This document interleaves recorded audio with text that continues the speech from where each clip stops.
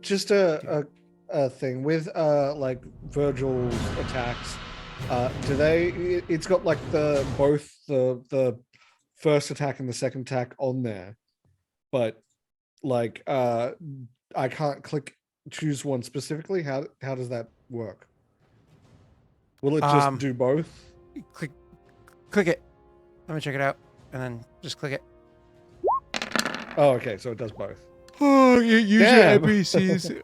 Use your NPCs does it that way. All right. Okay. Let me just that's open it up.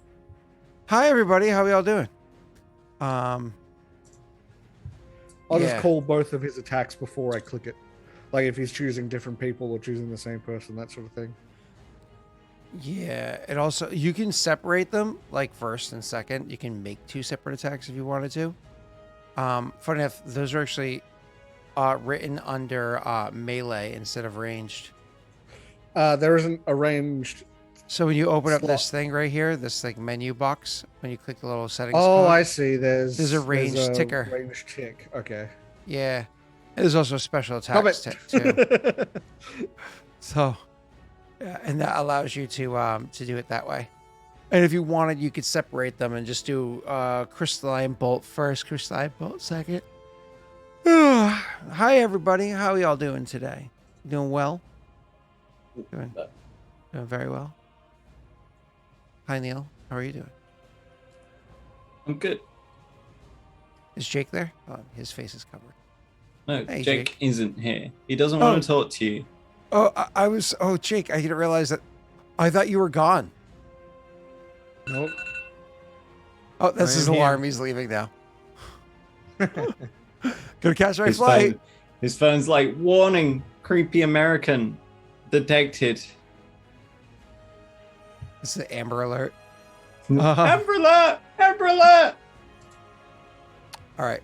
So, Scott, what have you done to your admittedly historically dodged suit of armor back there? Oh yeah, it's like made out of like sheet metal, so yeah, it's not very accurate. What's the matter with Catherine? He's wearing a cloak. You can't see.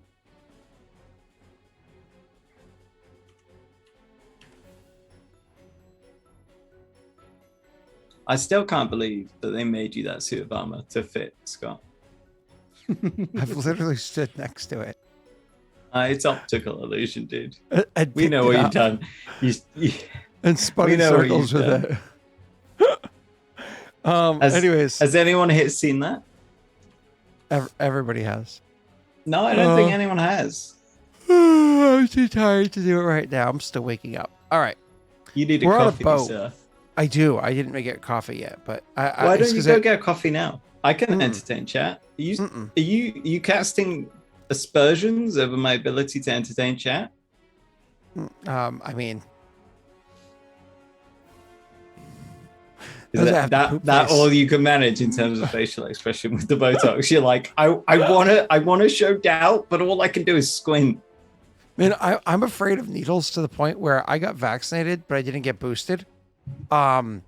Imagine like somebody shoving needles in my face just to make it so I can't talk right. Like I actually watched people have botulinum to fix muscle tremors in their face. So every sort of 6-ish months they'd come and they'd have a bit of Botox injected in various places in their face to stop muscle tremors that like can force your eyes to close and stuff. So they can be quite debilitating, let alone like obviously everyone's a bit embarrassed when your face starts doing random stuff without your permission.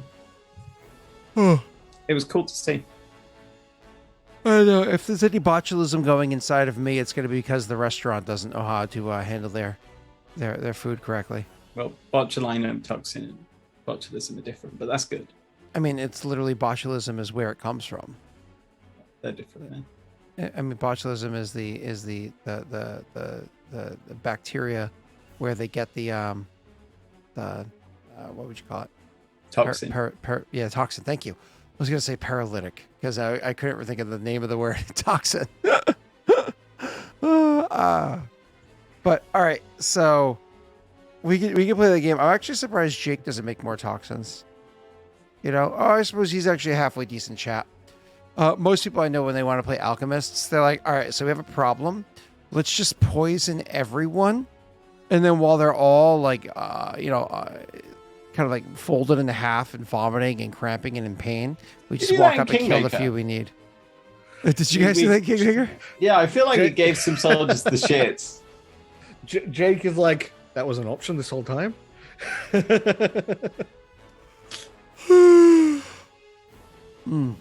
That's funny. I have a what's it called? I think one of the archetypes I have took away poison use, but don't use it. Oh, gotcha. It's okay to poison others, but if you chance poisoning yourself, it's not worth it. I get it. 100%. Yeah.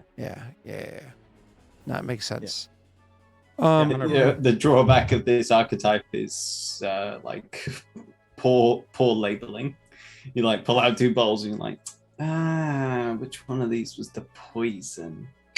You know what? I gotta stop making poisons. All right. So Norway just made an assessment of Neil. He said, more or less, Neil is very toxic, the most toxic thing in the world. Even the famed Dota chat is less toxic. I thought that was pretty funny. We want to jump into the session, especially since I was like 15 minutes late. But before we do nothing is less toxic than MOBA chats. That does not exist. I think Dota stands for Defense of the Ancients, even though I've never played it. I have no idea what MOBA stands for. Mobile Online Battle Arena. Dota was the first MOBA, and it spawned the MOBA genre. Multiplayer Online Battle Arena. What did I say? Mobile. Oh, yeah, it's multiplayer. I don't know why I said mobile. That's wrong. Okay. Brain is dead today. I just assume it was one of the video games that are always on YouTube advertising to me. So I never watch advertisements. I never watch trailers, and I never keep track of when things are coming out. That way, when they come out, I get surprised. So when I found out that Sandman just came out on Netflix, I got very, very excited because I own the entire series. It looks really awesome. Oh, it's so good. This is a collector's edition. I've showed this on stream before many times. This is a collector's edition of Sandman. It's like a blown up version of the graphic novel. But I just happened to turn it to the wrong page at the time. Blown up version of the graphic novel. You know what I mean? Like it is. I gotta be careful before I just show this to stream. Okay, there's absolutely be nudity in here. Yeah, like, it is so good. That's a cat. It's so good. So I cannot wait to watch the series. I hope they did good things. So at the very least, from the trailers, it looks visually insane. I'm excited to see what they do with it. It should be like, I mean, it's like Death is always my favorite character. She's awesome. Obviously Dream. He's absolutely badass. Just so you know, I know literally nothing about the series, and I'm looking forward to finding out. Yeah. So. I don't do spoilers, right? So, but Death was always my favorite, and Dream is absolutely badass. So it'll be fun to know. The original style was done like very 80s, kind of like goth punk feeling, you know. So like it's just good shit. Good shit. Neil Gaiman's a good writer. So, all right, we good to go? No, we're not good to go because I've been thinking about something. Something's been weighing on me. Oh no. I thought you said wanging on me for a bit, and I was like, is that an Australian expression? No, that's next week. Mate, you're really starting to wang on me. Listen, all right. So I've started, I've noticed that lately, as when I've been watching movies, I've started to get hypercritical, and instead of enjoying movies, I'm like, they can't jump that high. You know what I mean? Like, I've gotten to that age where now I've gone from enjoying movies to being like, why are you doing that? That's not realistic. This movie where this person shot about 3,000 people on one clip. Oh no. I do my best to ignore that. You know what? Same. What I can't help myself from getting a bit hypercritical about? Fucking we're watching Lord of the Rings at the moment, Chloe and I. And we watched The Hobbit, and I was like, Yep, send your archers in over the shield wall with their knives out. Go on. Excellent. Well, but like create a shield wall. Shields and spears. Who jumps in front of it? The fucking elves. Like these are thousands of years old elves, and they're like, you know what? If I wedge myself between the spears of the dwarves and the oncoming charge of orcs, I will be trapped between both of these things. Isn't that perfect? Oh, and now your shield wall's ineffective because there's a fucking brawl going on out there. Just everyone just break up. For people that are thousands of years old, so it's like, what's up? Yeah, there's like one of the things, like, I won't say any spoilers other than like the final season of Game of Thrones, the battle at Winterfell, the troop placement was, they had the siege equipment up front. They had like guys. Everything was out the front of the castle, and you're like, what? You have walls. Why are you out the walls? Listen, this one's been really keeping me up at night. I watched the Resident Evil TV series, and there's one point where no spoilers. I've not finished it yet because it was she jumps off a wall. Okay, listen, she jumps off a wall. I think it's in the first episode. Oh yeah, the walls maybe like, I don't know, 5, 6, maybe 10 stories high, right? Yeah. I think you're gonna say she like lands on top of a bus, does a roll. It's like, and then gets up and keeps running. And I just thought, that really bothers me. It really bothers me. That would bother me if it wasn't Resident Evil. That Resident Evil is just bonkers as it is, and I knew it was going to be bonkers. It's just, I don't want to spoil Resident Evil, so I'm not going to spoil that series. But I found the first couple episodes a very difficult watch because I found myself. This is minor spoilers. I just don't care about teenagers' problems. I just don't give a fuck. I'm like, I'm here for Resident Evil, not fucking I was watching it for the other Evil. half because I enjoyed the other half. That half you're talking about, I did not like. I actually disagree. I like not with you, Neil. With the people that saying the series isn't good. I enjoyed it. No, I actually enjoyed liked the series. Yeah. I thought it was good. If you can get past that part that Neil's talking about, it's enjoyable. I'm not finished yet, but I'm enjoying it. It's not just, I get that you want to build into it, right? So it's not just a slow start. I'm down for a slow start where you introduce characters, and it's an interesting way to do it, to build the backstory. But it's not just slow. It's like so far removed and boring. There were some parts of that bit that were very cool, like where they're talking to the principal and you get like the power of Umbrella come through. I was like, this is good. Yeah. This is good. I like that. But like that, I don't give a fuck about being new in school and upset. Like not 50-50. It needed to be like, I don't know, 70-30 at least. Yeah, I agree. Because the other stuff is really cool. A lot of it I've really enjoyed. It's cheesy, but I've liked it. Also, I won't go into any details, but it showed a heavyset guy being a badass without jokes about the fact that he's doing it as a heavyset guy. So I was all glad about that for once. You mean the Umbrella dude? Yeah. He did look like you. I was like, that's Tesh! that guy's made of metal. That's all I'll say. Yeah, he's the tankiest character I've seen in a long time. But it was really cool to see him pop off. Yeah, he was a beast. Oh. Okay, let's drop that. I was gonna say, Jake, how old are you? 31. So at 31 years old, at 31 years old, you finally became critical about TV shows. Well, I'm proud of you. I was a sophomore in high school, so I think what's that, like 15, 16 years old when I started film club. And after school, we'd sit around with one of our English teachers, and we would watch film, and we would break them down and talk about all the flaws of them back then. So I'm happy that you finally got there, but why did it take so long? Yeah, but the problem is being critical about films isn't a good thing, because you know what it means. I actively trained myself out of it. All it means is you're not enjoying what you're viewing.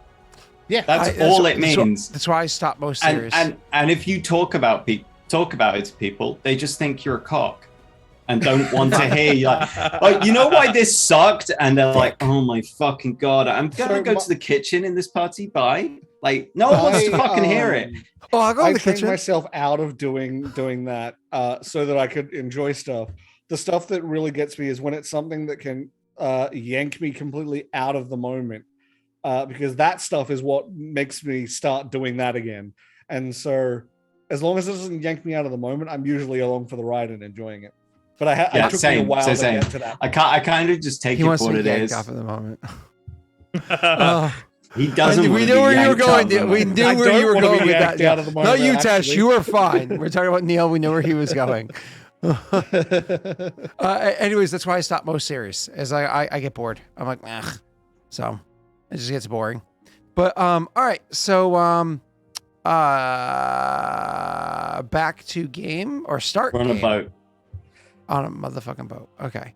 So I'm gonna grab a drink real quick. It's literally me walking to the fridge and back, so I'll be. Well, you've already explained it longer than it would have taken now, Tash. God damn it. Well, it's because Scott went all pouty. Well, look at him. He can't unpout. It's the botched item. I can hear you. All right. So, Jake, Captain, my captain.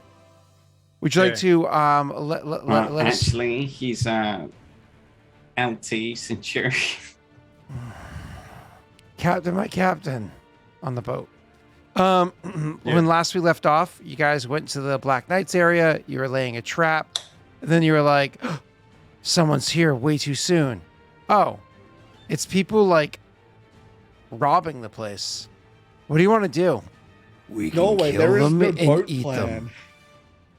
No way, there is no boat plan. Regicide destroyed our plan. We have no plan anymore. Yeah, we had a solid plan, which, due to unforeseen forces beyond anyone's control, the plan obviously could not work. So that awesome plan, which would have actually worked and been really good, was then, we got the plot boat that showed up early to take us back. That's what happened. Yeah, exactly. Because the other group fucked it so incredibly that Scott had to give us a plot boat to get us back into the city. Jake's in there. You know what bothers me more than people dropping 10 stories? When a boat randomly shows up out of nowhere. Plot boat. We'll never make it back in time, guys. We'll just stay here. We'll do our plan. Nothing can get us there in time. Boat shows up. Well, we're getting there in time. I guess we're going guys. back. You know what? Nothing could let us deal with this vampire unless the fog cleared. Let's be honest. We were given a holy hand grenade. That was Scott giving us a consolation prize. Like, hey guys, you did a really good job. This was a solid plan. But regicide. Regicide was regicide. Here, I'll give you guys an out. He couldn't bear to see you get that blue ball, Jake. Like, look, here's a sad hand job, dude. Come on. Yeah, pretty much. We were pretty much like, fuck, I guess we have to just wait it out just in case, There's nothing we can do. That's just how royally fucked we are. Wait, don't bother. Don't bother watching us. So you're gonna find out everything that happened in our chat. Just hang about and we'll see what they fucked up. Yeah, we're literally. So I put a tweet out that had us go walking into the room with everything on fire when he's got the pizzas, and I'm like, "This is us going back to the city after Regicide." You guys are just upset that Regicide had a better plan, and it executed well. Not even. You've just fucking done Jake in. He's gonna lose his grip on the floor in a moment and hit the ceiling. Oh my god. Clip that, send it to RC. Oh my god. Oh my god. Regicide had a plan? Oh my god.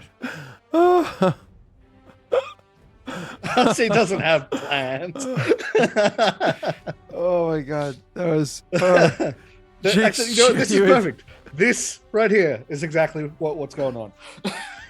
Oh my god. Okay, I'm ready for breakfast to go back to sleep. Go get some breakfast. You know what? No. Brittany will make breakfast eventually. It's Wednesday. She makes breakfast on Wednesday. Thanks, Brittany. Yeah. I make it most of the other times. So, all right, cool. Neil, when we were last left off, you guys had a plan by the Black Knights area. You okay, Jake? Yeah, I'm good. Okay. Thanks. I was afraid there was a Jake aside. So you good though? Mm. Okay. Yeah. Maybe we could create that like a Aurorum Jacobside. Like Well, get it rid of works Regicide. Like Regicide's an old horse now. Stop flogging it, Jesus Christ. Listen. I'm gonna take over every time slot. All right, that's the It's ultimate. like, it's like season 14 of Friends. Like, what the fuck? Come on. Did the show go on that many years? No, it didn't. It knew when it needed to end. There was a Joey spin-off series. Oh god! I remember. I saw like one episode of that show. It was so dumb. I don't know how long it went on for. Not long, but I enjoyed Joey's character, but like he was part of the ensemble. He needed to be part of the ensemble. Well, wasn't there another series where he more or less, like many years later, where he more or less played Joey again?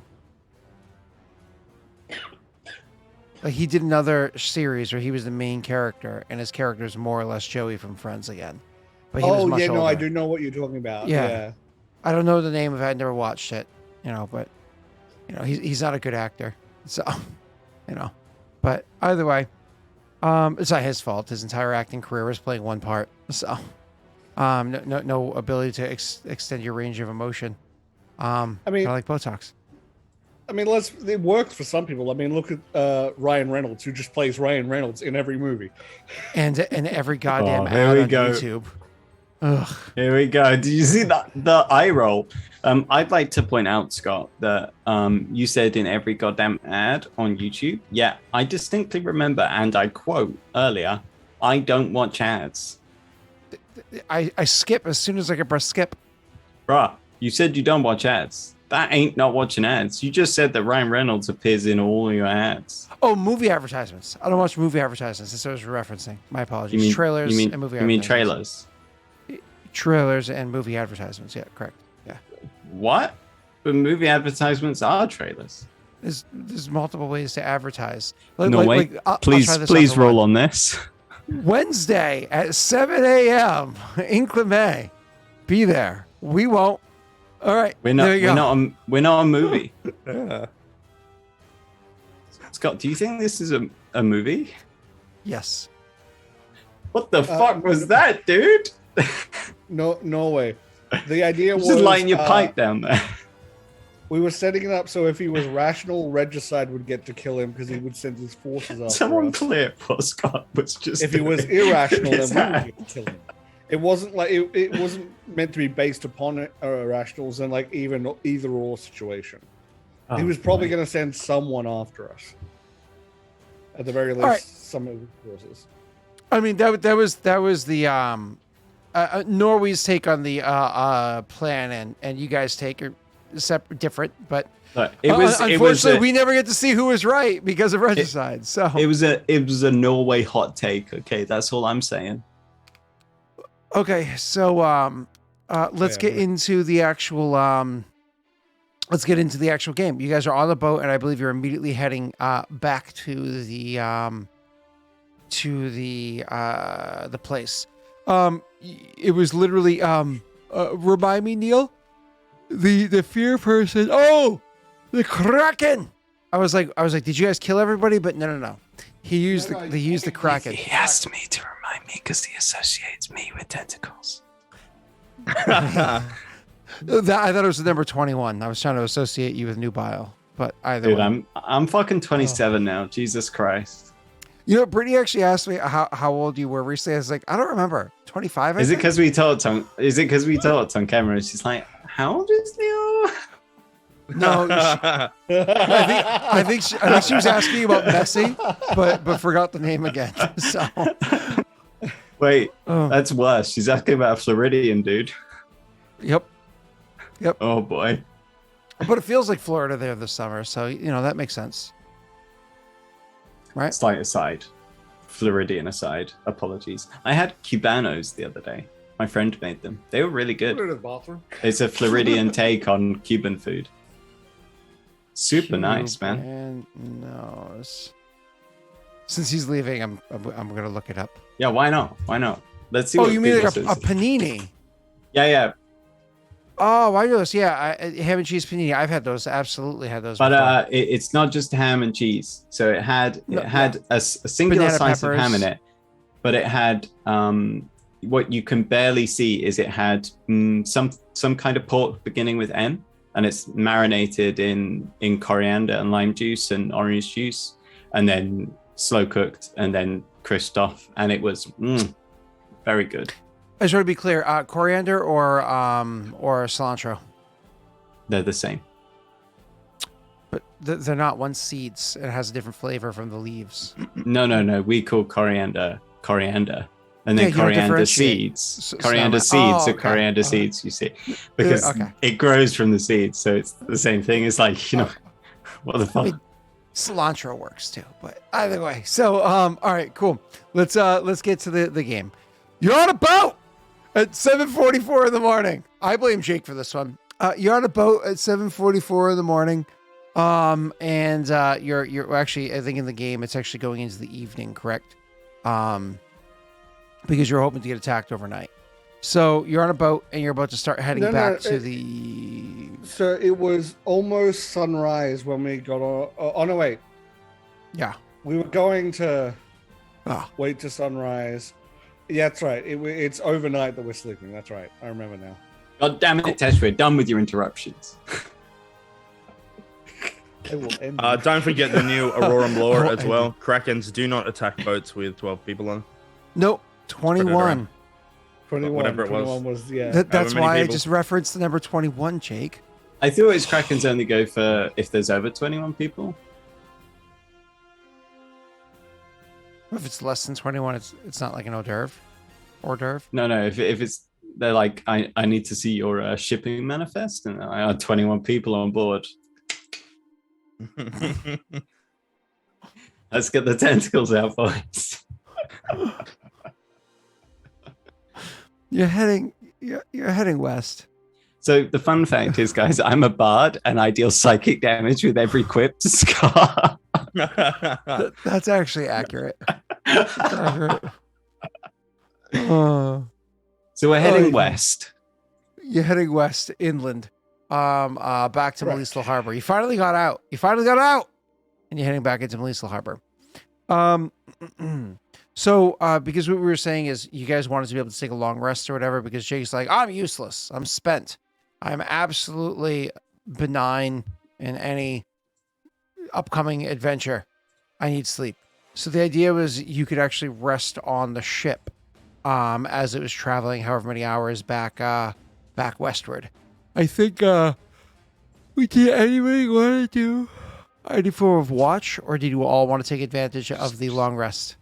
Just go get fucking coffee. We did a watch. Neil got the middle one, and which is when there was a roll, which... Never mind. We didn't do a watch. I can keep a watch because I don't really need like a rest. Unless it's overnight, I can need some sleep, but I can keep a watch in my... So just for full transparency, you scroll up, you'll see the result of the watch. That was different. That's not a watch on the boat. That's a watch when we were at the Black Knights waiting for the boat. It was on the boat because you were having the conversation with... was it? Yeah. Yeah, it was on the boat. You were having the conversation... With what's-her-face? Yeah, one of your lackeys. Not the tentacle one. You say one of my lackeys. She's the one who literally was like my commander. I forgot about that. Good call, Tesh. Good call. Actually, I genuinely forgot about that. Cool. So you guys I think you guys already came to this conclusion last time. Just Neil was doing a watch and he was hanging out with Minerva and chatting with her. Cool. Anything else coming from that conversation? Oh, no. That's right. So Neil, the conversation eventually ends. Actually, just to thank you again, Tesh. The conversation eventually ends when she kind of like goes off in her own direction. As I kind of was saying beforehand. A little bit later on, as you guys are continuing to travel westward on the boat, the other one comes to Let me get the name. There it is. You hear Neil. This is like a solid. After that conversation ends, probably like a solid hour or so later. You hear somebody say, "It's bullshit," you know.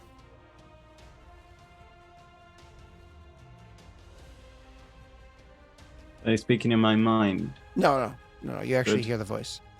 All right, I'll turn. Look. It is the Kriet. The tentacle lady, man. It's the fear-based one. Because if I remember correctly, the conversation that she had with you was she was a draft dodger with Inclame for a while and then joined on to bring about peace is what she had told you, right? Okay. Yep. So Kriet says, it's bullshit, you know, and you turn to look at them. Give him like an appraising look. It's bullshit. What? This fuzzy feeling notion. The reason why she joined was to bring peace. No, that's what she likes to tell herself. So she can sleep at night. And kind of like looks opposite direction of you, like looking long ways down the other way of the ship. Triss will cross his arms. Eventually looks back and says, "No, that was a recent purpose. Very recent. After discoveries were made, understandings had. No. She's in it for the same reason everybody else was. Power and opportunity. She's just good at lying. But you were smart enough to figure that out. Right, Tin Man?" No, I believed her. And what does it matter what her intentions were originally? You said she feels that now. She wants to be better, no? That only matters if you judge how many people have died. For no purpose. Well, I suppose aside from power, so on. A lot of people die. We're at war.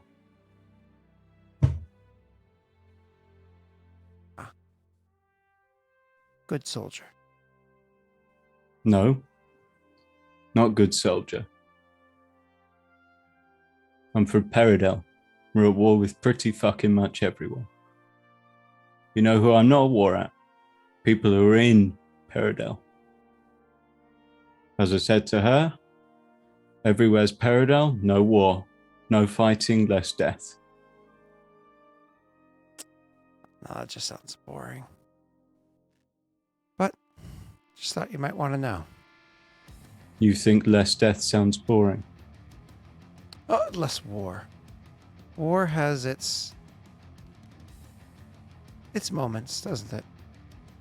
No, it does fucking not. It doesn't. Huh. So the kinship you have with your two friends, that would have happened if there weren't a war? Or It should may we not just- have. But it may well have done if I'd met them down a local pub. I'd much rather have done that than have to nearly die on a battlefield with them. Or are you not intelligent enough to have worked that out, Mr. Robe Man? What armor is he wearing? I don't know. His name is Kriet. Yeah, what armor is he wearing? Oh, he gotcha. doesn't know it. Yeah, my apologies. You know, he wears like some very simple leathers and stuff like that. Like obviously darker colors or whatever, but very simple leathers. All right. In that case, he won't say Mr. Roadman. He'll say Mr. Leatherman. He shakes his head and says, "You think that some random bloke you meet at a pub and share a few pints with on the weekly is going to have the same kind of kinship as someone that you fear for your life with, as you bleed with? death is always creeping around the corner when you spend time with them. Do you think that's going to be the same degree of intimacy? Do you think I'd need it if we weren't at war? You always need intimacy. I can tell.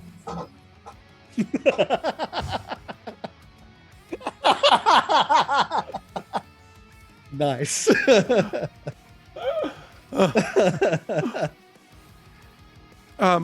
They don't crack a smile. They stone-faced and respond saying,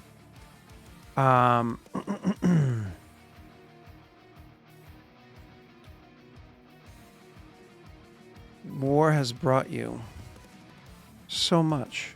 It's brought you purpose.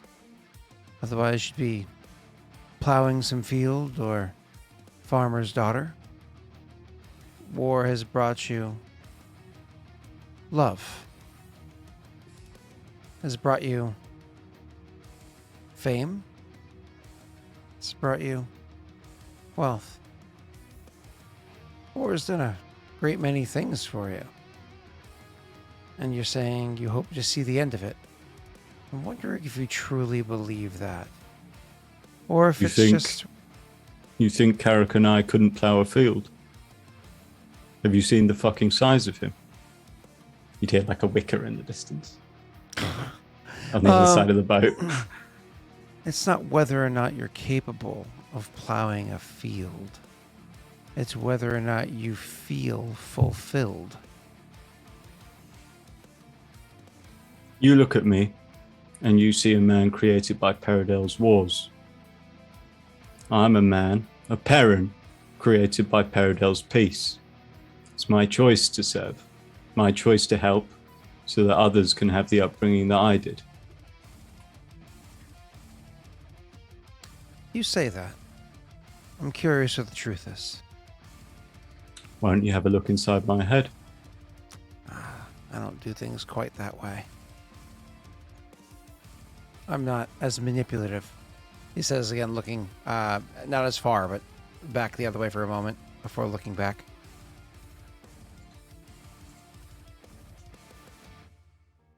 Not as manipulative.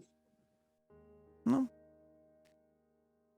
I mean, I hope to one day find out.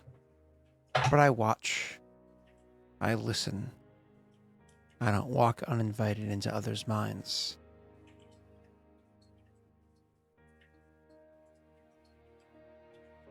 Most importantly, I do show. And one day, we'll see what's there.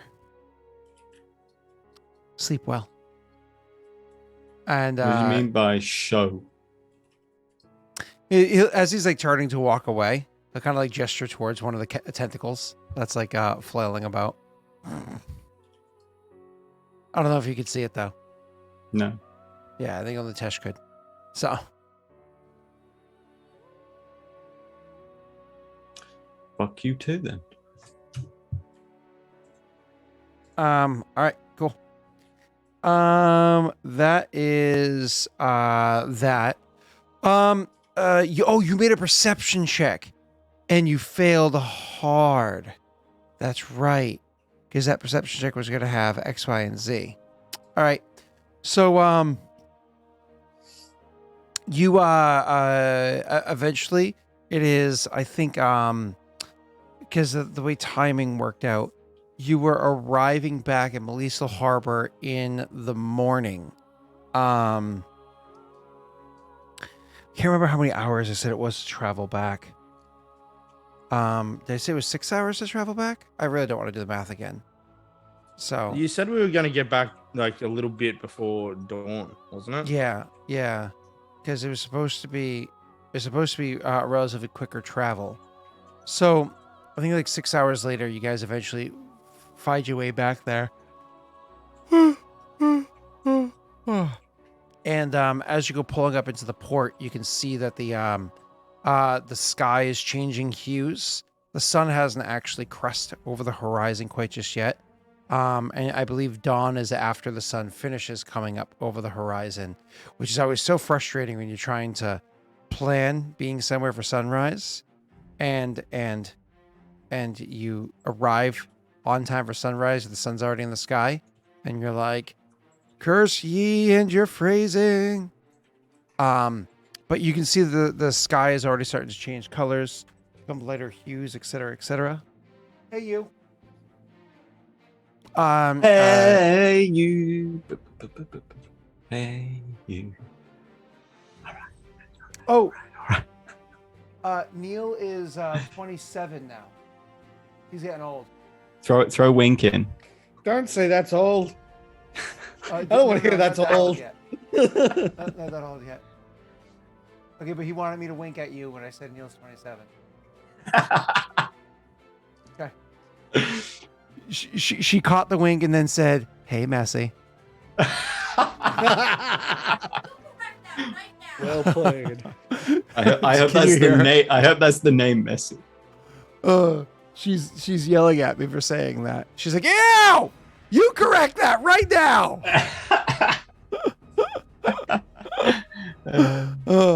We know who's ranked where.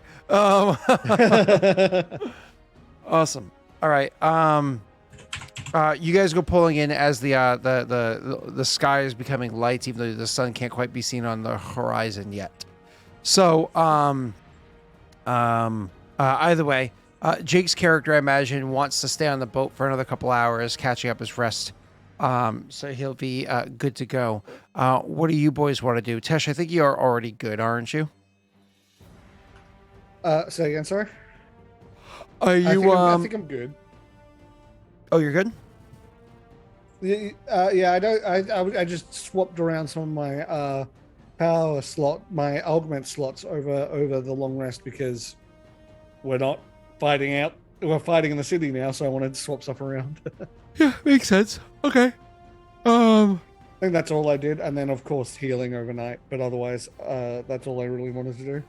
Okay, and Neil, I imagine your character is actually catching a little bit of shy, especially if you're at the dock where things are a little bit safer. So you guys pull into the dock, but we end up staying there, especially as because like as soon as the boat hits the dock, people dive off of it, right? There's like a lot of procedural shit that needs to be done, even if there's very little law and or order here. That being said, you guys pull into the docks and you're going to spend a little bit of time resting, sleeping, et cetera, et cetera. Unfortunately, you can't see too much beyond the boat anyways because the goddamn fog is still thick, which is frustrating. So you guys are inside the docks. Hour and a half or so passes. Everybody's up now. You've all done what you need to do. Jake's probably prepared a handful of potions that he wanted to have readily available, et cetera, et cetera. And we can kind of pick up from here. What is your attack? What is your motive first? Where do you want to go first? What do you want to do before I start describing what it's like off of the dock? I imagine you even are inside of like a cabin or what have you inside the boat, strapping on your boots and getting on your coifs and bits and bobbles as you're discussing this plan. So.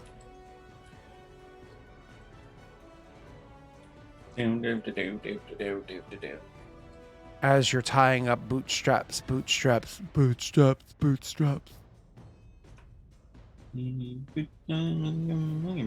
I'm telling the story here. I'm nothing to say. I don't know what the plan is. I'm just here to hit stuff. Come on. Were you actually talking to me then? Was this directed at me or everybody? I mean, all of you, but more you because you're boss boy. Yeah. See, I don't know. I'm in a depression about my plan, man. So. Imagine Viggo being like, I don't want to make up plans anymore. Do we heal? Just to be sure, we finish the long rest. Yeah, that's what I'm saying. Yeah. You're preparing to get off the boat. I am max health, Zah. All right. So I think the thing that we decided to do was something about trying to. Risen said something. There was going to be raids or something. So, hey, let's try and get in on the action, I guess. I don't know. Try and find some coffins and such where in this giant city that that was the big problem with to begin with. We should meet up with Risen, I think, is the first thing. I was gonna say the raids, I believe, all happened last night. Was the issue. We don't know what's happened since those. So okay, fair enough. Cool. So you want and wasn't it talked about? That's the reason why we came back, like to try and do something whilst those raids were happening. But there was supposed to be some I remember someone saying something about, I think it was you, Scott, actually, almost like a hit them when they least expect it because they've just been hit. They're just about to be hit again. You know what I mean? Like something like that. Yeah, we're going to find out the result of the raids, and we can then act on top of that. But that's all we got. Yeah. Oh, and it was if we find Dreyfus or something, and we manage to reduce him to, I can't remember. It's been too long. Mist. Yeah, that's right. We're going to follow him and trap him. You can use your undead sight thing to track him. Mm-hmm. When he's in mist form, so that way we can follow him back to his thing. Yeah. Something like that. But we were supposed to find coffins and all that, but I don't remember even how we were supposed to do that. Well, this is the thing. He can't go from one coffin to another coffin. If he's in a coffin starting to heal, if we then open it and kill him, I believe that's it. Yeah, but we were supposed to. I thought someone said something about trying to find some coffins in a certain area, take them out, so then he might hopefully go there and waste time or something. Yes. That was the idea that what you would do is you would go, as you just said, kind of all right, if we want to fight him on city district, let's say the C district, that's where we're going to fight him, here by the docks, right? Go around and destroy every coffin inside this area, this entire district. So it's not like as soon as you fight him, he can go north, south, east, west, wherever he wants to go to find a different coffin. It's no, he would go to one and he would waste time going to the first one, then try to go to the second one, waste time going to the second one. But by that time, you've hopefully had enough time pass. You've been able to put up various types of blockades, and because he doesn't move quick. And then it was a matter of, but how are we going to see him, you dumb because he is mist inside of fog. Prestidigitation could color him, as well as a couple of other various features, right? I would also probably recommend that you have an invisibility ready, so that when you're tracking him, they can't. Can the vampires see invisibility? Tesh, I always have invisibility ready. I know, but what I mean is, you can follow it uninterrupted. That's my secret, Tesh. I'm always a bitch.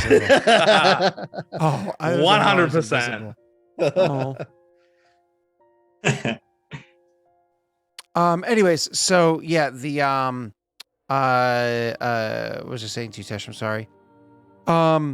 The vampires, whether they could see invisibility, you don't know. You don't believe so. You don't know. But however, what they do is they have very heightened senses for vitality and whatnot, so they could potentially pierce around it that way. Know what I'm saying? Yeah, that's not a thing. It's not a thing. They can't perceive around it. So if somebody has life sense, they're not going to be able to. That's what you were going to use, death sense. It's called Death Watch. God. Whatever. You don't have to. They definitely right here. There's no way they have an ability like that. Not at all. Yeah, it totally doesn't exist. Yep. The more I say it, the more real it becomes. So should we open up the race creator guide? All right. So anyways, so you boys, where do you want to go? Where's your plan? Because you want to just go speak to what's his fluff? Suppose. Okay. Awesome. One of the things that you'll notice as you guys are getting off of the ship and trying to head over to Risen, actually perception checks. Since you failed your perception check before, Neil. I didn't fail nothing. Fuck you, mister. I would like that. I bet you would. Get me, Neil Daddy. I'm waiting for the other two perception checks. I think Tasha's secretly writing messages to Jake. No, I'm in chat. He's like, Jake, your beard looks so good. You gotta come brush mine. Well, I want to intertwine it with mine own. We're this perception check. I've got favored terrain as city. Are we off the boat yet, or would that still count because we're in the city? You're off the boat. Yeah. Off the boat. Okay, cool. Okay. Oh, nice. Ooh, Jesus Christ! All right, so one of the things you'll notice, not Tristan, you notice nothing. You're useless. One of the things you'll notice, Viggo, when you get off the boat is that this does seem to be one of the few areas where there is a degree of law and order that is left. There's still soldiers about doing their business, etc., etc., etc. Jake, could you also roll me a sense motive? Yep.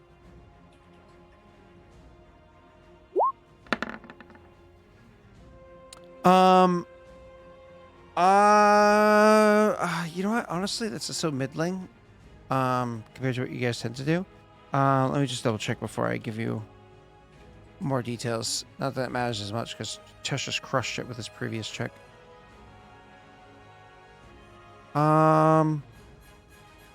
Yeah, no, 20 is a hunch, so we're gonna say no. So Tesh, it's just you.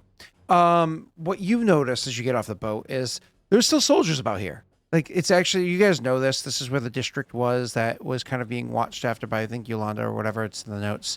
And this is the area that they've actually been able to keep a degree of control in while everything was falling to shit. I mean, why in the metaverse? Probably because of commerce, right? But in game, I don't know if your characters would really understand why. But the spice must flow, if you will. So, anyways, you are looking around, you seeing, okay, cool, there's still soldiers, so this place is secure.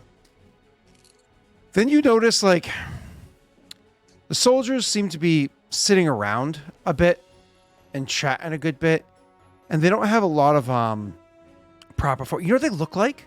You know what they honestly look like to you? They look like militia.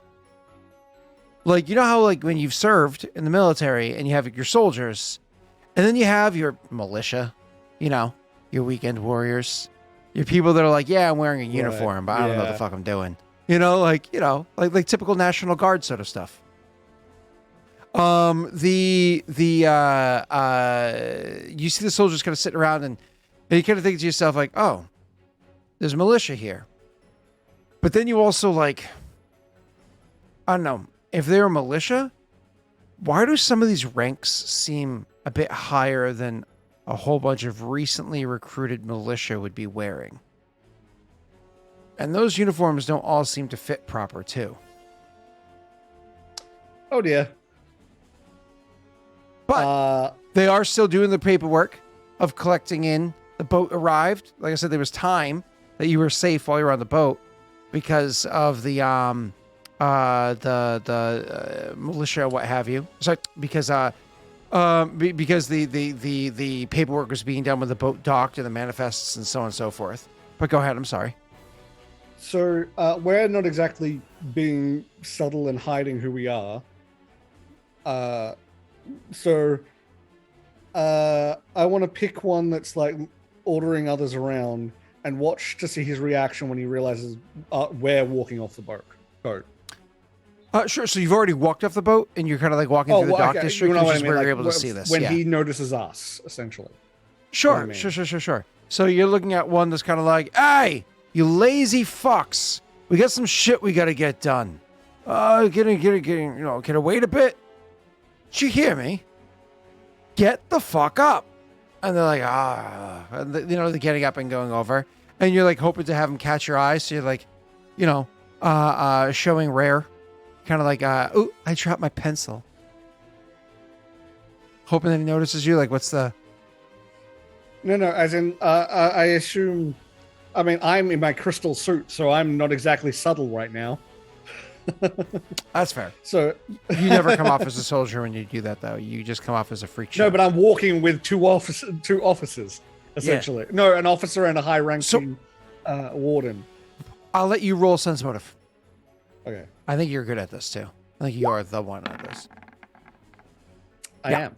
So they don't notice you at first because they're like literally in the middle of doing their own thing. But then you have glinting light off of you on the occasion when light kind of shines in a little bit brighter, and the sun has risen. So I know there's fog and whatnot. Anyway, so you have glinting light that comes off of you, shiny.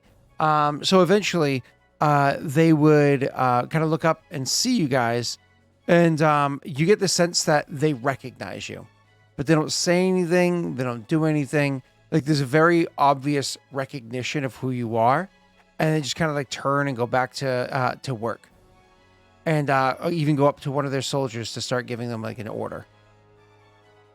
Okay, I'm going to relay that to the other two. Basically, that these seem like militia soldiers. I don't know whether they've just been hired because we're losing soldiers, or if they're something else is going on. This is being relayed in their minds, which is why I'm not using the crystal filter. Okay, so you hear that inside your mind. You hear that, Neil, and I assume you can hear us, Jake, inside your minds, that these are recently acquired. For what purpose, you do not know off the top of your head, but they have been recently acquired. Back to... And the guy obviously recognized us. Now, I don't know if that's a good or bad thing. It might just be a soldier hearing about us, or it might be that he's informing someone about us. He's been promoted by the what's-her-face, who's still under command. Exactly. That's why other ranks are far too high. She's under control. Yeah, and likely will also be reporting back to her that we're here now because she thinks we're involved in it. Because, of course, she does, because she fucking has a vendetta against us. V for Vendetta, actually. So I watched that the other day. So good. It's Fantastic so good. movie. Yeah, it is. It hits up. a little different after COVID. Let me say that much. I mean, it was written forever ago, but it came out when it did because it was trying to shit on GW. The Patriot Act, right? Yeah. A lot of the stuff that was going on, and then we don't want to get into it, but even more stuff has hit a little strange. So,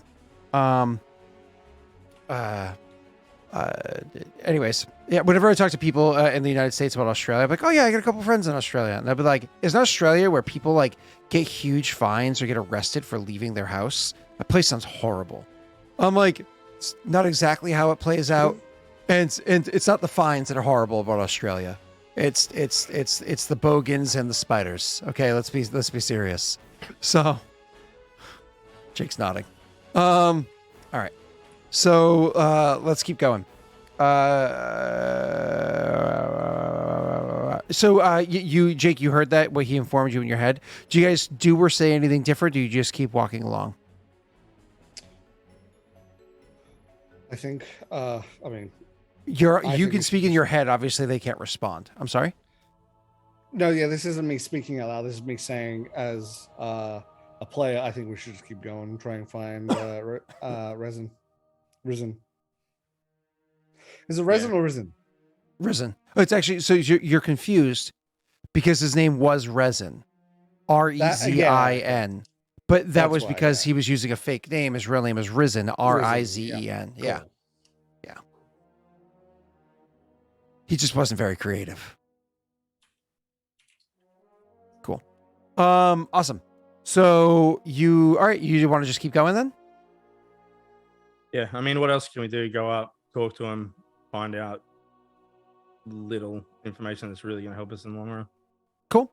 That's fine. Then Tesh, because you have the strongest bead on this one, you're the one that is aware of all of it. You're kind of like filling them in, so they still don't even know exactly who you're talking about or whatever, because they're just kind of like hearing details in their head as you're filling them in. I'll allow you one final perception check, and they're probably moving out of here. Oof. I mean, 21's good. That included your city bit? Yes, I rolled a 5. Cool.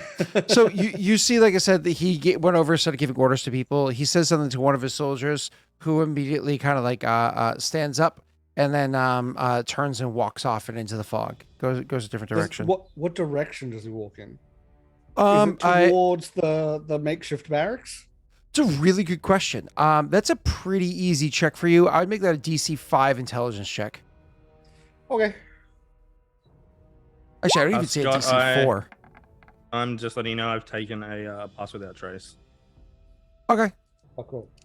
But if somebody can still follow you, like yeah, no, that's true. But they, you know what I mean? It can't be tracked by scent. Oh, that's right. You forgot your deodorant. That's like the best spell when you forget your. That guy, that was trying to, track me via the vampire smell. was tracking you by smell. Yeah. Yep. Yeah. And it lasts. I think that potion lasts a long time. So. It's I think it's 10 minutes per level. So. I could be. Oh, it's an hour per level. That's right. I think it's a travel one. But all right, let's continue. So you see, yes, they are heading back towards that location, Tesh. Okay. I'm in that case. I am going to inform the other two that person's likely going to report to the COW that we are here and they may cause us issues. Also, just for your sake, Scott. I actually, by default, in my favorite train, cannot be tracked and leave no trail. Cool. So I'm in the same position right now. I get it. The hobo got the stank. I gotcha. I mean, I think that's a little messed up, but that's cool. Anyways, you guys are making your way to Risen's house, correct? Like that's never solid. Cool. So you're making your way downtown, walking fast. Fog is past. Risen bound. You arrive at Risen's door. It still has the crack in it from when the poor butler was murdered. And the you can find yourself inside, or you can knock. Would you knock, or would you just walk in? I mean, I'd knock, but I'd also try and. Actually, does missive require sight? I think it's just range. Doesn't require sight, I believe. Beyond that, you guys also know that Risen tends to sleep in because he tends to be up very late. So that's why I'm asking. Yeah, I'd probably send him a missive saying, "Are you home, Risen?" And he can't respond, can he? No, but we're at the front door knocking, so. So you say that. I'd know if it got to him, though, wouldn't I? Not necessarily. Not necessarily? Okay. So you wait a good 2 minutes. And you see like a very you just woke them up and they had to drag their ass all the way downstairs to start the stream. Kind of look on their face, and you can hear like the bolt click, and he opens the door, and says, "Y'all up awfully early on the daily."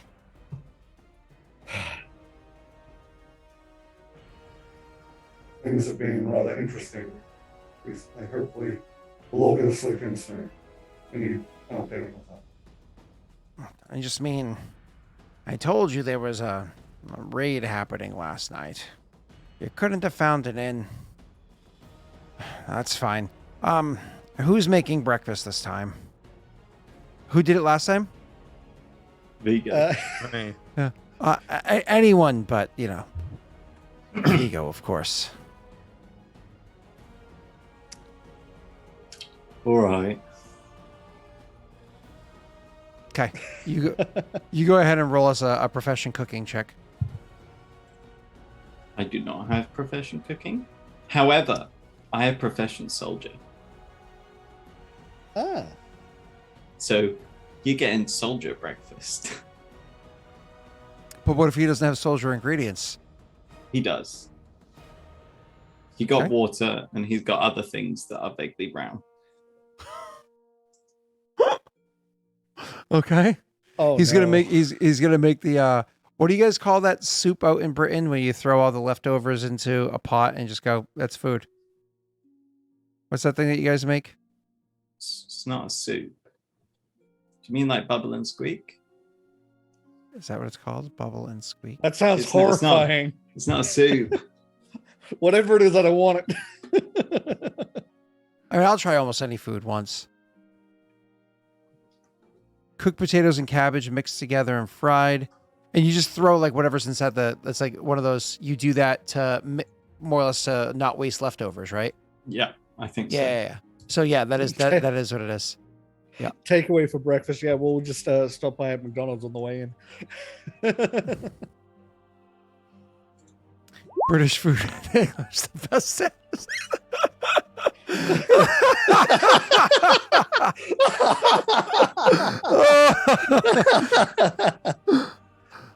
What would you like to have for breakfast? GTFO? Well, I believe it's time for my daily rum ration. Right? Like, someone once said like Britain really went around the world to collect all the spices, only to not use them. They just wanted to trade it. If you used it, you couldn't make money off of it. That's what it was. That's fair. Yeah. All right, cool. Still, it works with the joke. Yeah. All right, so Neil, you make a halfway decent breakfast, and put together some halfway morning decent. brew. That's a 21, dude. Yeah, but it's a soldier check. You're using it for its non-purposeful skill. You're getting an offset here, right? So I'll take a decent breakfast. This is a perfectly acceptable Viggo breakfast. Cooked up. Yeah, after whatever Viggo cooked up, I'll take a decent breakfast. I will agree. It's a perfectly acceptable. You never had any, it's like so you would not know that it was as great as you it act was. like that wouldn't like fill the room with the smell of that. Well, Viggo's an alchemist, you know what I mean. So probably doesn't have. Sense Yeah, that shit was magic, bro. He burnt his sense of smell a long time ago. He's like, wait a minute. I thought I stopped being able to make poison.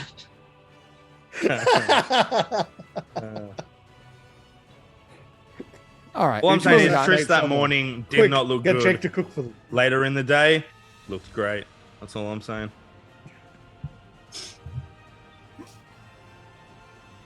Okay, moving on. So you make breakfast. You put on a brew or what have you, and he'll sit there and he'll say, "That was an interesting evening. How was yours?" Boring. We spent it with a bunch of. He glances at Galen. Galen's friends. Oh, that's a good point. Actually, I assume they're waiting on the boat for us to tell them, like, what we're planning to do. Or did they stay back up there? No, they didn't. They obviously stayed on the boat. What am I talking about? With my friends, did they stay on the boat? Huh? The Psychers, did they stay on the boat? The psionic friends. Oh, I'm so sorry. They're going to go find a place inside. I forgot about them. They're going to go find a place inside the city to kind of like hold up for a bit. They're not coming to Risen's place. Yeah, I knew that much. I just wanted to know where they are. So at least I didn't know whether they stayed on the boat or that. So do we know? They're finding a place to hold up. They assume they told us the general area they're planning to go, so I can try and. Nope, they have no idea. They don't know the city well enough. But you know, when you're within a certain range of her, you can sense her. Yeah, that's a good point. I'll be able to find them. Yep. So they're outside of a mile right now, but that just means they're on the other side of the city. But go ahead. I also would drop the armor inside here now. Okay. So he would say, so nothing interesting happened with you lot? No boats were sent after you. You didn't fight with anything. The last thing Risen heard was that there's a boat that showed up, if you remember. Yeah, we took that boat that showed up. There's a boat here. Yeah. Oh, that's right. Okay, be like, your boat showed up a tad early. Were you able to dispatch of what was sent your way? We came back. Given everything that was going on, it was unlikely that he was going to send much force after us, if any. So we took the boat back early, and that's how we got here now. Well, anything else you care to share, or are you just looking for a meal and a story? Well, we need to know what happened so we can decide what to do next. Makes sense. Well then, allow me to explain. The group, the Butler Killers, they encountered through their travels, if you will, a holdup with a whole bunch of the wealth that was stored by Dreyfus. This probably isn't his permanent wealth. It's probably just a lot of the what comes in from his businesses, right? Yes. Anyways, they decided to get the idea to steal the wealth, and they did. They attacked. Apparently, the location where this was being stored, this building, as a mesh of a bunch of different shops and inns and butcheries and whatnot. But apparently, hidden within the core of this building, was a chamber that housed some of his soldiers, if you want to call them that, his thugs, as well as his riches and et cetera, et cetera. But also in the center of this building, there was a hatch or a hole that dropped into the sewers, and they were transporting the wealth through the sewers down the city. They knew about where it was potentially going, and they decided to attack it en route. They defeated one of the spawn, and took the wealth for themselves. They stole the monies. Now, what they're going to do with it? Instead of waiting a night, they decided to try and get some benefit for themselves, destroying our plans. Well, your plans have nothing to do with them, and expect different. Theirs have nothing to do with you. I mean, and then gestures towards you and says, "They certainly have terrorized my abode." Either they could way, have gotten that wealth the next night when the raids started, but not necessarily true. Where the wealth was being transported to might be of interest. It was going to the graveyard. Oh, cliche. what type of wealth was it? Coin and gems and etc., materialistic. But listen, it's not just going to the graveyard. There is a what's the word I'm looking for here? A real life forgot mausoleum. There's a mausoleum inside the graveyard that apparently is what he has acting as a bank vault of sorts. So they grabbed the coin that could be easily gathered because it was en route. But likely there is even more inside of the mausoleum that's there.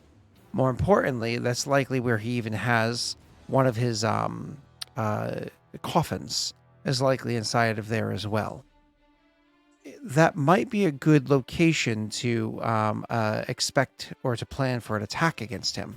I imagine it has many safeguards there as well.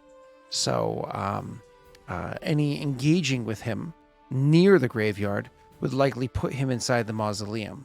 Unfortunately, the mausoleum likely again has safeguards, so you'd have to work your way through those to get to him inside of his coffin. While they were doing that and gathering the stuff en route, the Kingsguard and I assaulted his other facility. The where they have their arenas, if you will, where their gambling cage matches of sorts transpire. Things went sideways. Dreyfus foresaw that assault. To be fair, we did make it known. It was intentionally made known. The other group was going to be assaulting for the finances no matter what. So we had to make this one loud, so that they would not have their attention on the other one. They were prepared for us. There aren't many Kingsguard. Only 5 of them came to the city. One of them died the nights that they discovered the place where all the riches were being kept. Another died last night during the raid. And a third one was so grievously wounded, I expect him to be dead by now, if not in the next hour or so. So, their numbers are dwindling. 2, very unlikely 3 left of the Kingsguard. But Dreyfus's men, their numbers are dwindling as well. A few dozen of his died. And again, another one of his lieutenants. As a matter of fact, I think there's only one left. Neil, isn't it? It is. It is Neil. Of course. Now, with that being said, there is a concern.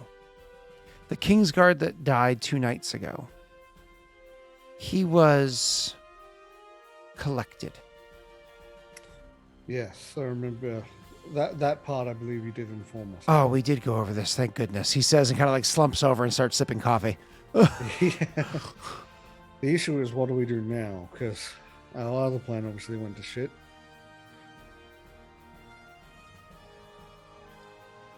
Do we have any information that might help with choosing a path now, other than, as you said, the mausoleum? Well, it seems as though the Rena and crew, the terrorist group, if you want to call them that, they were collecting riches for something else that they were doing. Some deal that they were making with the boat people, the merchants, for a deal that they were making with the merchants. Something to do with borrowing a ship or several ships or what have you. That's what they wanted the monies for. It had nothing to do with Dreyfus. But their plan and everything that transpired did cause for a considerable loss in numbers, and I imagine significantly more injuries as well, which will likely end in even more death. I don't know what your plan is moving forward. I know that I have not slept enough. And then I'll need a study. And I'll have to check my components. I used a considerable number of them last night to see how useful I will be moving forward. But what is your move going forward? Apparently he didn't go after you. We kept him at bay. Yeah, I don't know if the other two are going to say anything, but you can see Viggo is just like kind of staring blankly and like stirring his like stew around. Not saying Yeah, Gallon's not hiding that he's pretty pissed at the way things played out as well. We just need to kill the fucker still. It's just a lot. And why is no one talking about why this fog is still about? I thought you said it only lasts a week or two. No, lasts a month. Lasts a month.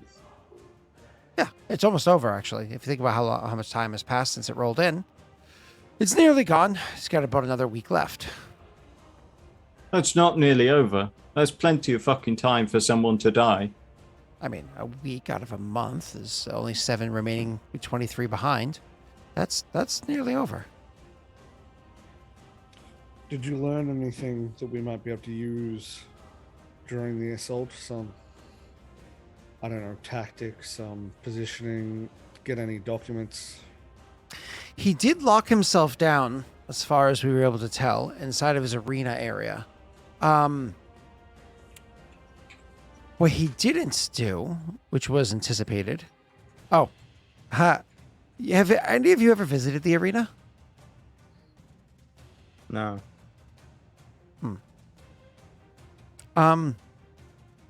It's not just people versus people. It's beasts versus beasts. And even moreover, beasts versus people. That much I assumed. There was even rumor that there was a wraith inside there. Now, there was a wraith inside there. It's not a rumor. I know that for a fact.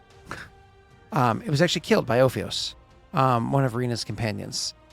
He nearly died killing it, actually. But he survived and then was imprisoned and it's the whole thing. Anyways, so the concern is that once people finally crack that vault, right? Once people finally get into his facility that he has down there, there would be a releasing of the beasts.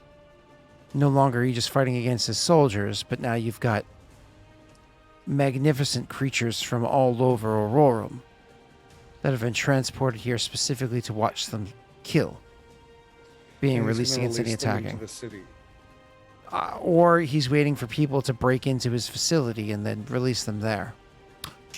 Bit of news, though. Ophios has this wonderful map. It allows you to see all of the underground. He has all of the undergrounds completely mapped out, allowing them to traverse inside the sewers without ever getting noticed. You can see all the connections and the convenience of them and so on.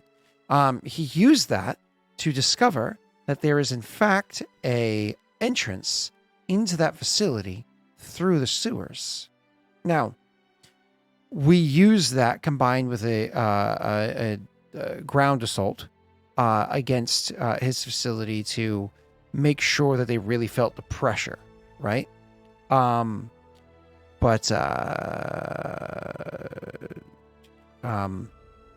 mind, I got excited for a second there, but now I just realized we already played that card, didn't we? Shrugs, takes a sip of his tea, coffee, whatever. In meta, he just gave me fantastic information to give my friends in the hunting of Rena and Co.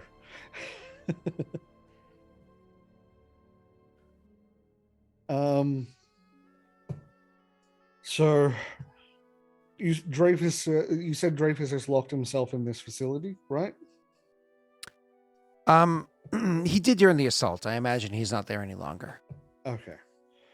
It is possible that if he did that during the assault, that he's since abandoned it. Now it might be a good time to attack it again while he's not there. But we don't have the people for it. No, they used their forces during an early attack.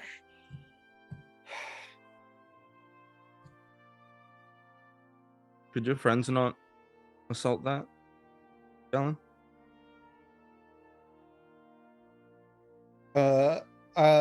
Maybe. They'd be probably better against creatures than vampires. At the very least, Kriat would be probably a lot better against creatures than vampires. But if there's more undead like that Wraith, Kriat would be less useful against those. That was the only Wraith. Oh, then that might not be a bad idea, but that would be good. That's something to think about, because we do need to make sure those creatures don't get out and start going rampaging, but also be fairly dangerous for them, and we can't guarantee that Dreyfus wouldn't come and running unless we can preoccupy him during that. Sounds like we've really only got two options: the arena or the makeshift bank graveyard. The mausoleum, yeah. This graveyard, in terms of the city map, Scott, is there... Scott's frozen. No, I'm here. Oh, no. Oh, my God. You were so perfectly still that I thought it had frozen to the point where your hand stopped moving and just stopped. With the graveyard, is there much around, like, is it in a corner? Or, like, generally I would think you wouldn't want to keep houses and buildings as far away from the graveyard as possible. Obviously, you can't put it that You far, imagine that early in the days that would have been true. So it would have been a corner early in the days of the city. But the city has since grown around it, right? And in which case, then there's probably a second graveyard as well, and so on and so forth, just as organic cities are set up, right? But yes, it would be not near the water. It would be further in. You can imagine it's like the northwestern area of the city. The reason why I bring this up is it's at least a large chunk of area where likely only the mausoleum, unless there's multiple mausoleums there, only the mausoleum is shelter for his sarcophagus. So that's a less area that we have to search and destroy the sarcophaguses around it. I can answer that question for you, but only if you're bringing it in game, bring it to Risen. Okay. Well, Risen, the graveyard. How large of an area is it? Because we could, if we did choose that, one of the things we were thinking of is trying to destroy all the sarcophagi and coffins we could find in an area to make it take longer for him to find one that isn't the one we pick. I assume the mausoleum would be a fairly rare occurrence in the graveyard. There's not many. There are a few mausoleums. There aren't many of them, and that's not that big of a deal. I'm pretty sure it wouldn't take long to find out which one's his. Which one has a trap when you knock on the door? But I think that location is probably a pretty terrible one when it comes to hoping to destroy all. So if you were to fight Dreyfus in that area, likely he would, in his discorporeated state, want to go into the mausoleum to have his time to recuperate, yes? And the reason why he would do this is because it'd be difficult for you to get into him when he's inside the mausoleum. Walls, defenses, etc., right? However, if you tip your hat, if you tip your hand and he knows that your plan is to assault him in the mausoleum, he knows that you know that the mausoleum is there, he probably won't go there. As a matter of fact, there are hundreds, if not more than that, graves in that graveyard. How many of them are false graves filled with an empty coffin?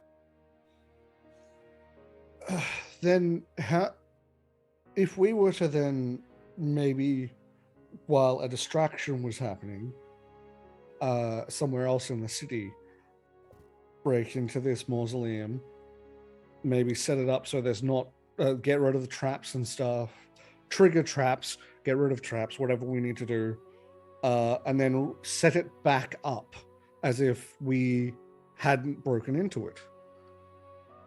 And then we're to fight him nearby, and he goes in thinking he's got all these defenses.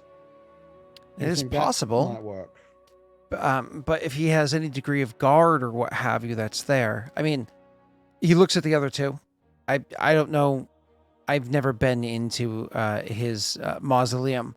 I just don't know if you can just break into it and then make it look nicey nice. I wouldn't mind if my door didn't look like it had massive dents on it after people broke into my home, but alas, here we are. Yeah. We did have to there was a guard on his sarcophagus in the warehouse. So likely would be here too. You know what we could do though? Scout. Indeed, but I don't have abilities to look inside a building. Is that something you have the capability of doing? I can't look inside through stone, no. But I mean, if you go to the graveyard and search throughout it, perhaps you can find hints or details of which mausoleum, how big it is, and so on. It's not a bad idea.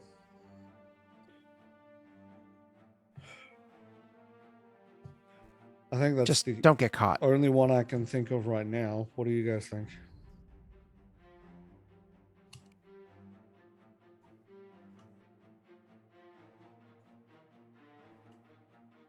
Jake, Neil.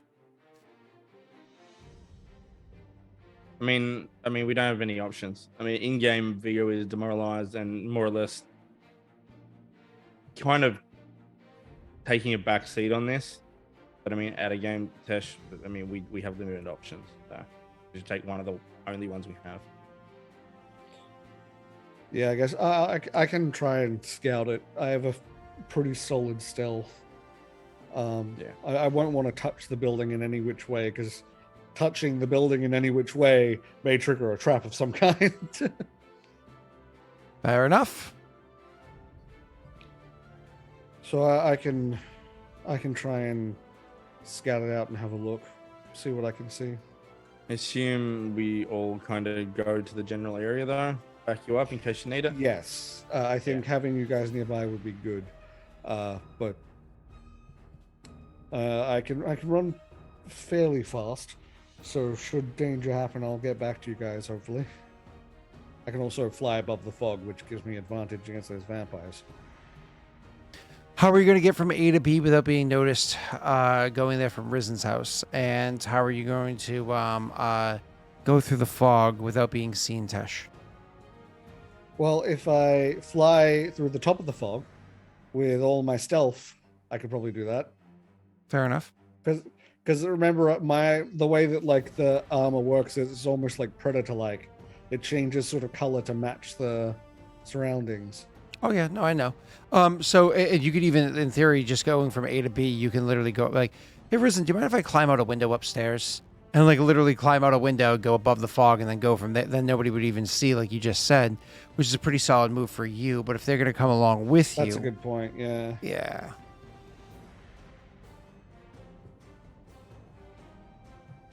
Do you guys have a way of getting less noticed? Because remember, we unfortunately likely also have soldiers looking for us now, which is lovely. Yeah, I mean, I have a disguise potion I can use. You know what I mean? But nothing that's gonna hide Karok. So. That's a good point. Mm. Oh, shit.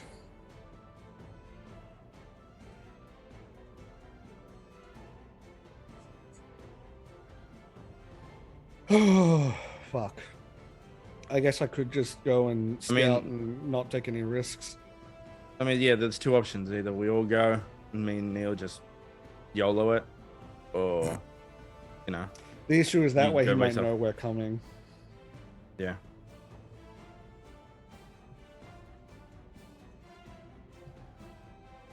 I mean, what do you guys think? It's up to you guys. I'm good either I mean, way. I don't really want to, you know, split the party. Pardon me.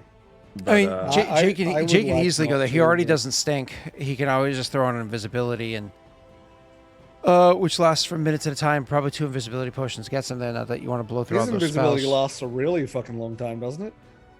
yeah.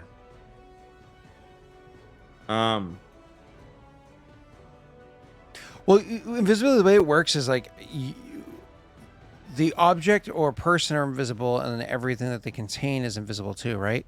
So what you guys can just like make Carrick invisible, and then like climb inside of Carrick, right? And then just like.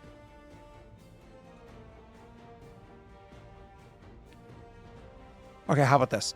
It makes you and the clothing that you're wearing invisible, right? Maybe you drape a blanket over Carrick and have him go invisible. And then you just like crawl underneath Carrick as he's walking along. Nice. I just imagine like the invisibility wearing off and just Tristan still on the ground. Viggo's like, Tristan, how are you doing this without crawling? And Tristan's being held up nice and stiff. Don't worry, I got a seat. I think we need to hear from Tristan. Does he want to go, or do you think we should just let Galen go and just wait? Tristan would like to kill vampire now. This is what we would. We're trying. Every plan we have is Tristan's fucking only shit. feeling on the matter is he'd like to settle his V for Vendetta with this vampire, one and all. I would like to too. The issue is every time we make plans, someone ruins it. Listen, all right, I know what we do. We So it all wasn't get me. the You can't readily get mad- available. can't get mad at me. Listen, we all get the readily available Stalingrad crossbows. We kick open Risen's door, looking all badass with like some trench coats and sunglasses. We hold our crossbows and we walk out all badass like. Yeah. And there's like heavy metal music in the background, right? And then obviously we'll just start fighting people. You can't Van Helsing this. There's no redhead. Van Helsing always has a hot redhead woman.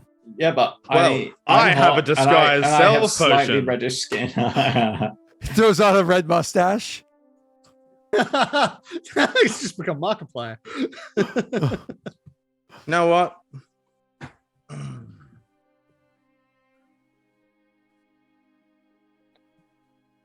Let's do this. Okay. Plus 10 in my disguise. I got this. Yeah, With Doom solid music plus kicks in. 10. Nice. Clockmaking plans. Rippin's hair. Yeah. Rip and tear. Okay, Holy there we shit. go. Nice. Hot redhead, mate. Let's do it. Does that include the plus 10? Yep. So it's a 28, not a 38? Yeah, it's a 28. Okay. So you attractive redhead comes in. It's one of those things. No, we're moving forward. Door smashes open. We're out on the street. No. Crossbows in hand. This This is what's happening. We're moving this story along. Realize how fine, supple, Viggo's thighs were. So what are we doing for Triss to get him there hidden? No, we're not going hidden. This is what I'm saying. We're kicking the door down and we're strutting our stuff down the street, shooting vampires as we go. Okay? There's not a bunch of vampires left. There's 2 left. Good. I don't make Let's the go. rules, Scott. Let's just All go right? fucking murder Neil. Didn't we hear where he was? Let's just go fucking kill him. You did not hear where he was, no. Unfortunately, we didn't. I heard some mention. During the assault, they held up in like a arena vault thing. Let's just fucking go there. We want to kill stuff. It's an arena, right? Who cares what fucking monsters they have down there? Rip and tear. Yeah, Rip I'd like to, and tear. It's one of those things where if I wasn't so disillusioned by everything that happened, I'd say we'll do that, recover, and then fight the vampires. But I just want to fucking kill the vampires. We don't need to fucking recover. It's fine. Let's just go. Let's just kill everything. Rip and tear. I'm done. I'm done with this shit. Whatever you guys want to do. I just. You could do what Dave did in the old campaign. You fly very high up in the sky. You check winds to make sure that you know it's going to work correctly. Then you cast Summon Undead to summon a huge-sized undead skeleton, and you allow it to drop from the sky, and it becomes like a megaton bomb. It's Literally like. Right, guys, on everybody, TikTok. open up Discord. Put this on. We're on our way. All right, let's go. Is there a link? Okay, so what are we actually? Are we going to the mausoleum or to the vault? We're gonna rock you like a hurricane. And we're on our way. The arena? Yeah, I've got the music going. It's Okay, we're going to the arena. Viggo can't fight at all, but hey, at this point, who cares? So you guys do it. are getting yourselves ready to leave. Risen comes back from like having his cup of coffee, getting changed or whatever, and he comes back. He's like, yeah. He's like, so heading to the graveyard. We're gonna go to the arena and kicked open. kill everything we find there. Oh, and sorry about the door. And then he'll Sorry boot about the door open. He's like, wait, no, it opens in. It opens in. And then you like kick it. Finally, it splinters apart. It opens in. Yeah, it's just him on his own with the key. Like after we've all gone, it opens in. I'm joining the vampire. Cue Let's bad. Viking. This is what people affected Cue by bad joke. regicide look Down like. comes the CSI Sunnies. Let's go. Okay. So until we gotta, I mean, assume And I we do. can get the information for the sewer entrance from Risen. We don't He need told to us. RP it. But He told Yeah, us. he- He told us everything. He told you where it is. Yeah. yeah, cool. Then I guess we go. We're not using it though, right? Because they burned that last night. Yeah, we can just go through the front door that they've tried to repair. It's not a surprise anymore. Oh, the tunnel entrance? Oh, wait, no, okay, I didn't know. No, it's just I think so where it is. Risen doesn't know the tunnel entrance off the top of his head. He'd be like, "Oh, I know there's a tunnel that leads there." Then I guess we'll just go to the front door. Rip and tear, bro. Yeah, he knows where that is, and obviously we give you direction and describe. We decided, fuck it. You know what? Either way, this chapter of the campaign ends today. We're gonna go fuck up some plans. Listen, guys, I'm giving you both disguise self potions. All right, I want you both in trench coats, please. The crystal, like wide-brimmed hat, reflective sunglasses. What's happening? I need you guys to roll with a +10 on disguise. Oh my god. Disguise +10. It's not amazing. And then that's 26. You know, holy shit, that's actually pretty good. While you guys are describing your disguises, I'm gonna go make that coffee super fast. I'll be back. Oh, my disguise is. We actually had 20. Go get it. We're all looking badass. Scott, you're gonna need it. Scott's buying time to figure out what to do after we just went, fuck this shit, and decided to fight. Honestly, if DMCA wasn't an issue, that's the perfect song right now. Oh yeah, I'm saying 100%. I'm gonna use this opportunity to quickly run to the bathroom. You're gonna need it. Yeah, apparently. You're gonna need it.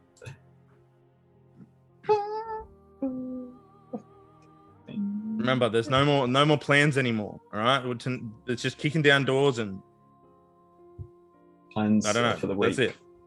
Yep. You'd look even cooler if you stand like you're surfing on Carrick while he flies over the gate.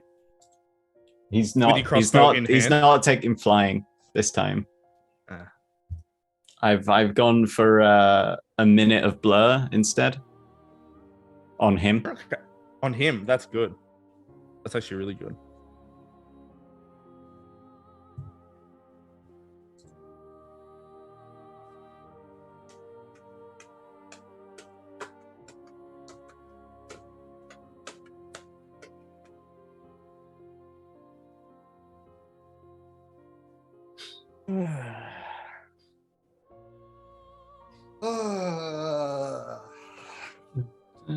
Blur is pretty good, yeah. That's a good idea. Yeah, we've decided, fuck it. We've tried planning. Planning doesn't work. So we're gonna just smash. Yep. How many plans have we had fail now? I don't know. We've been here too long. A lot. A fuck ton of plans.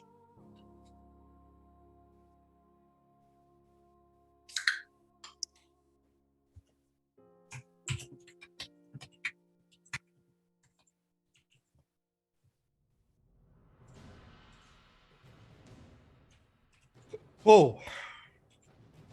Hiccups.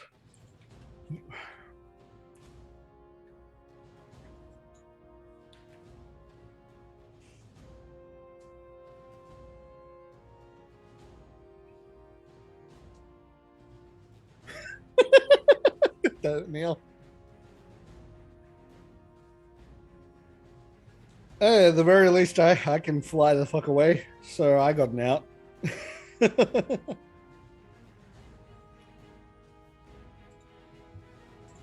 Is the arena open to the sky? I have no idea. This is one of those things that, like, I've just been imagining it as being like an arena, like a gladiatorial arena, but it might not be. Yeah, because it's probably more some like underground, kind of thing that's not 100% obvious as to what it is. I mean, it's illegal, right? Not a legal establishment.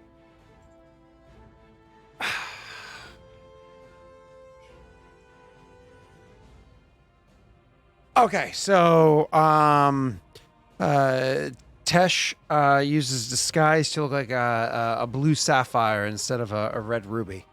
right? No, if we're doing a disguise, I'll wait to put on my armor because that way we can all be disguised. No, it just walking up. it just makes your armor, whatever you're wearing, just look different. Like read the spell. It's an illusion. Cool. You can wear your armor and put it over your armor. Okay, then that's cool. That's sweet. I can wear my armor. I just don't want to speak. Okay, so just a normal Jake, person opening their mouth and hi, how you doing? So Jake looks like a hot redhead with a it looks like a good crossbow. It's not. Tesh looks like Random Soldier X. Random Soldier, and Neil looks like Dravis's wife.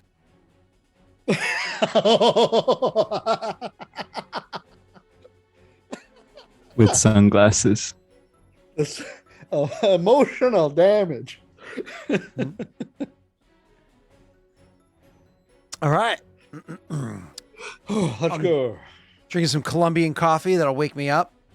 You know, Colombian coffee, it's got a kick. Is that white Colombian coffee?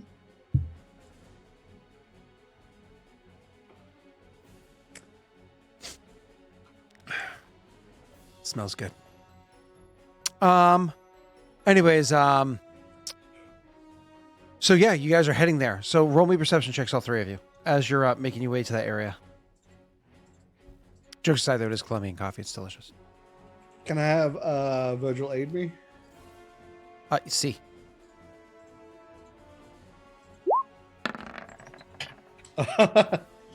Well, at least that's a +2, isn't it? 10 is a +2, right? Or is it 15? Yes, sir. It is a +2. Okay, cool. It'd be too hard to change the modifier, so just +2 to this. Perception. 26. Sexy. It begins. I'm no longer rolling lower than a 15 for the entirety of the scene. I'm just ramping up. Look, yeah. Yeah, I'm not rolling. And why? I'm too busy doing Hot Girl Summer. I'm just strutting down the street. I don't care. What's done. Hot Girl Summer? It just is what it is. I don't know what it is. What's Bro, Hot Girl Summer? Just let him own it, okay? It isn't. It's.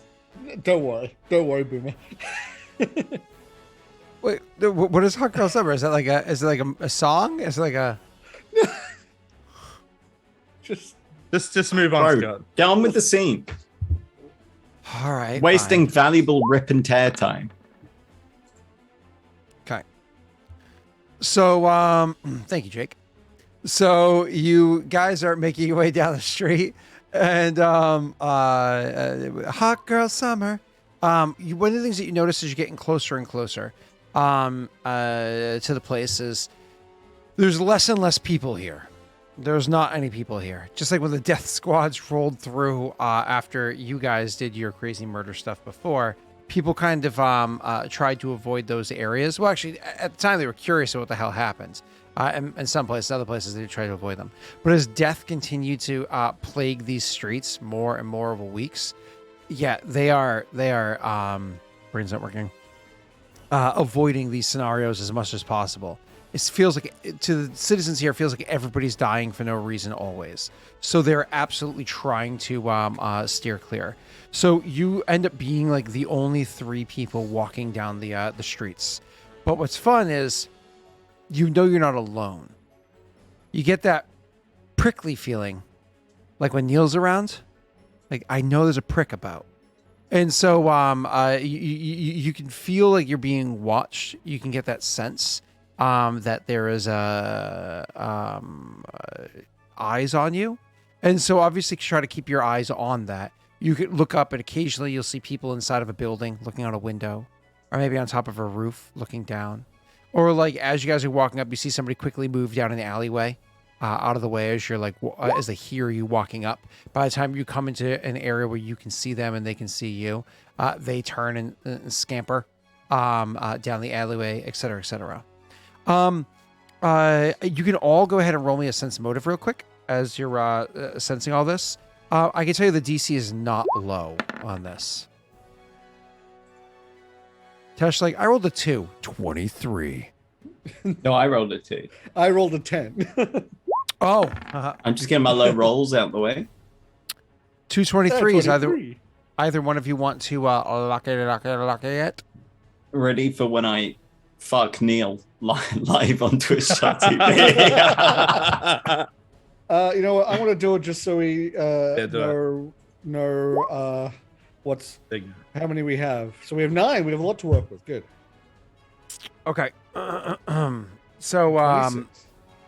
So you have 26, and so kind of the compounding all of your efforts together. Tristan's like, I think they're scared, and that's all he contributes. Hey, I'm not wrong though. It's not. You get the impression, Tesh. Now it's not like there's an individual. That one, nothing like that. But you get the impression that yes, there are people that are running away that are scared, so on and so forth. You also get the impression that some of these people are likely scouts, and you can't just unless you start just like killing everybody around you. You don't know who first, it is. Ask questions later. Stalingrad's at the ready, boys. All right, that's all I'm saying. No. Wait, collateral damage? You flicking this collateral damage toggle? Yeah. He just went collateral damage authorized, and we just it like bolt guns, like Stalingrad crossbows. They just sound like bolt guns. Is just people exploding left, right, and center. Regicide fucked with Inclime so much they became Regicide. I would relay full to circle, them baby. that likely some of these people watching like us eating are your own scouts. Okay. Look, you said it about Regicide, not me. So even though we're disguised, they'll know someone's coming. They just may not know it's us. But given that one of us is on a horse, they can probably guess. Oh, that's right. You reminded me. Can I get somebody in chat to roll me a D100 first person? More or less what you're doing is the higher the number, the easier it is for the party. The lower the number, the harder it is for the party to notice something. Either die a hero or live long enough to become Regicide. Fucking dark, bro. That's why the Kingmaker crew had to go their separate ways. We needed to die hero. Also, look who it is. No. Oh. We haven't seen Brett since we got back from Maine again, and she was coming out every morning. I have a picture to post. I think of she was coming out every morning and standing at the front door for Brittany to feed her. She had fallen into a routine for a few days, but then we went to Maine. We haven't seen her since we got back yet, so we're hoping to see her today because it rained a bunch last night. It's just been very hot. So anyways, back to you guys. Tesh, with your 24 before, one of the things that you notice as you're walking down the streets, you kind of like notice these... Oh, 20. Do you mean 24 perception? Okay. From before, yeah. One of the things you guys notice as you're walking down and you notice some of them are probably scouts and you're aware of this.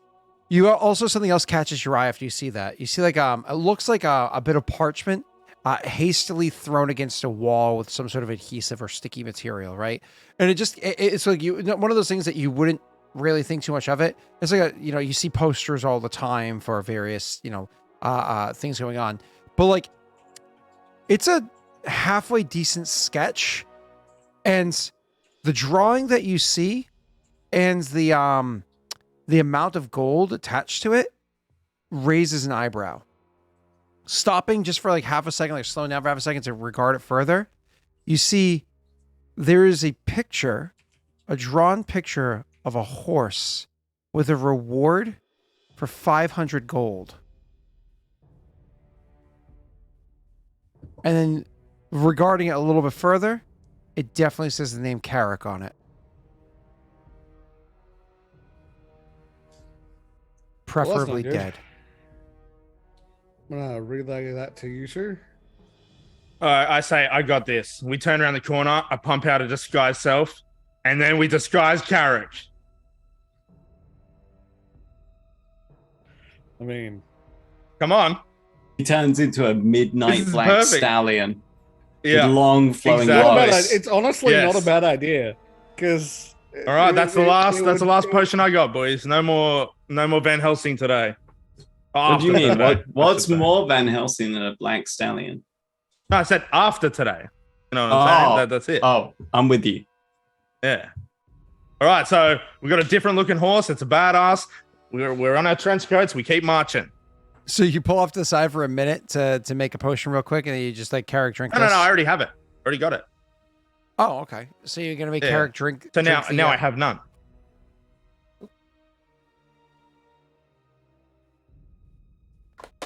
Okay. So now you're gonna make Carrick go ahead and drink the potion. And what do you make Carrick look like, a black stallion? You're saying? What was he before? Mm-hmm. You'd have to go and look in my either my initial description or if he can look a foot taller. It says so. Yeah, let's have him look even bigger. A foot taller. Even bigger. No, don't change his size because it would change where Tristan sits on him. So don't change his size. He's just sway backed, dude. Come on. Yeah, all right, fine. It would look really weird if you're sunk into the horse. Bucket seats. It's bucket seats. Neil's riding around in his souped up Honda Civic. Got hydraulics, bro. Do you guys have that in Australia? Do people trick out their Civics and Corollas in Australia? I noticed that stuff more when I was younger. You know what I mean? Yeah, I don't pay attention to that at all. Probably still do. Yeah, it's one of the things I know. I definitely noticed it when I was younger. I definitely don't now. Yeah. The only thing I note is that guy is being a fucking dickhead. It's about the only thing I note on the road. So anyways, we have lots of those here, with like the undercarriage lights and all that shit. But anyways, so you guys are making your way down there. Now you have Carrick disguised as well. So the other details you see as you're walking down the street is you see that there is, literally the streets are stained red. Like there is blood that has flown down, that have flooded down the cobblestone and whatnot that's there. Like it's literally stained red. The corpses of the people that died last night were never removed from the street. It was literally last night to this morning, right? And there's no military to clean this up now. It's like these people are like nobody's running out and, oh, it's my Johnny. And you know, sure, maybe Johnny got picked up, but you know, like Susie and Karen, definitely Karen got left behind, right? Like, actually there's one corpse, you're pretty sure she's carrying because a lot of people keep spitting on her as they walk by. And like, that was for Dunkin' Donuts, you know, like whatever it might be, right? So anyways, you guys are walking by, you literally see the streets before you see the bodies, you see the blood in the cobblestone crevices. And then eventually you walk by where the battles absolutely took place. You can see where there's just arrows stuck inside a bit of wall here, broken arrows on the ground. You see that like weapons have littered onto the ground. Not as many weapons as you might think, because you can imagine a lot of like the random citizens definitely ran by and collected something to defend themselves or their family with, right? If they saw something. But you can see a couple of weapons littered onto the ground. You can even see things like shields, like wooden shields that have been cracked during the fight, or maybe there's one that's still halfway decent, still sitting there as you're walking by corpses. The sheer number of flies on these corpses is literally, as you're walking towards them and you start being like, what is that shit? Oh, those are people. As you're walking by the corpses, because it's cool and it's damp here because, you know, mist and morning, and the bodies have been dead for hours at this point, so the flies absolutely found them. We're talking literally as you're walking through them, bzzz, the flies kind of explode, kind of like walking by a pile of shit, but way more voluminous. They just like explode outwards and start flying around and whatnot. It is a lot of flies. It's really good. I'm glad I have crystal armor right now. Yeah, you can feel them in your ear. Sometimes they land on you and stuff like that. But there are loads of flies as you're walking past these bodies. Glad this isn't The Witcher, or we'd be dealing with a lot of other stuff right now as well. Oh no, it's D&D, so you have your own stuff to deal with. You get to make fortitude saves in the morning. Anyways, so actually, each one of you call out a person's name in chat, and they'll roll a D100. If they roll a 5 or less, you have to make a fortitude save. Even me with my crystal armor on? They have to roll a 2 or less for you. How about that? Okay. Green, please. What are these flies transferring to us? Filth fever or some other. They're only hours old. Yeah, flies. It's not enough time. Gross. There's nothing. Woo! Holy shit! You are in the clear. Hey, nice Viking. Nice. All right, Neil wants V sword. Goddamn green, you are in the clear. You know what? Honestly, for that one, that's a flyer. Look at that. It's a flying ant. He's looking for a colony to go make love to. Oh, cute. Eat it. Ew. No. He's on my light. Confused. Sorry, buddy. That's what they do. The flying ants. They go out. They find other queens. Yeah, I know. That's why I usually want to try and at least get them out of your house as soon as possible, because you don't want them to find someone in your house and make a colony in your house. Did you just say cross-pollinate? Yeah. To mix up the genetic code a little bit. Mm-hmm. All right. Anyways, so back to you guys. And you're good for V sword. So back to you, Viggo. So as you're walking along and you see these corpses and there's all these flies about and it's just absolutely disgusting.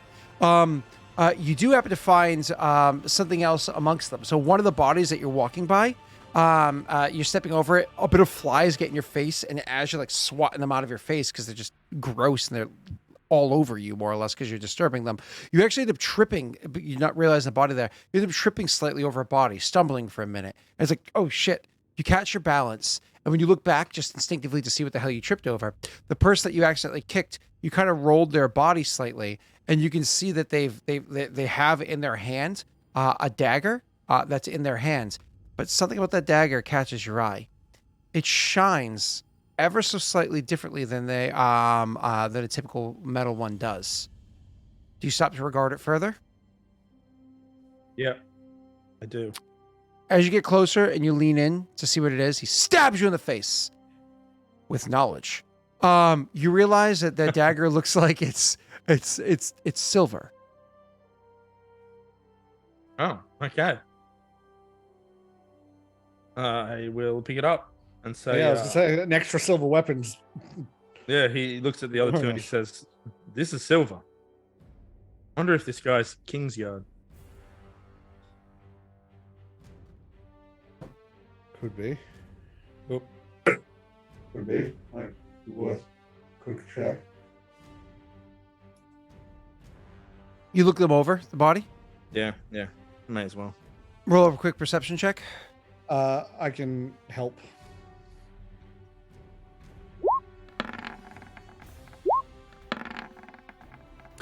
Searching over the body really quickly, you find identifying marks on them, but not to be Kingsguard. You actually can see that there's the way that the markings, the tattoos and whatnot that are on there, as well as the age of the person. Actually, if you had to guess based off the limited amount of information you have, they have quality armor on. But when I say quality, I mean like it's like a studded leather that was made out of like some quality material. They have the dagger in hands. They're a bit older in age, but the tattoos are really telling that they have on them. It suggests that they likely were a sailor. More importantly, it wouldn't surprise you if this is a retired soldier that likely was living here as a sailor. So if they were in the streets fighting, I mean, it's possible that this is somebody that was serving Dreyfus, or it's possible it was somebody that was lending aid in the fight against Dreyfus's people. Either way, their life was taken from them and they left behind a relic, an aid, if you will. With that, Viggo just stands up and he says, keep an eye out, there might be more.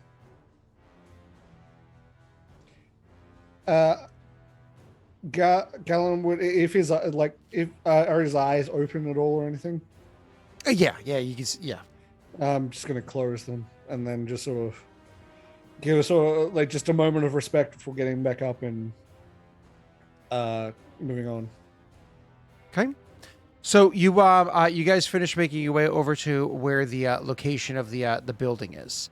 So as you get up to the actual building itself, there is in fact somebody standing outside of it.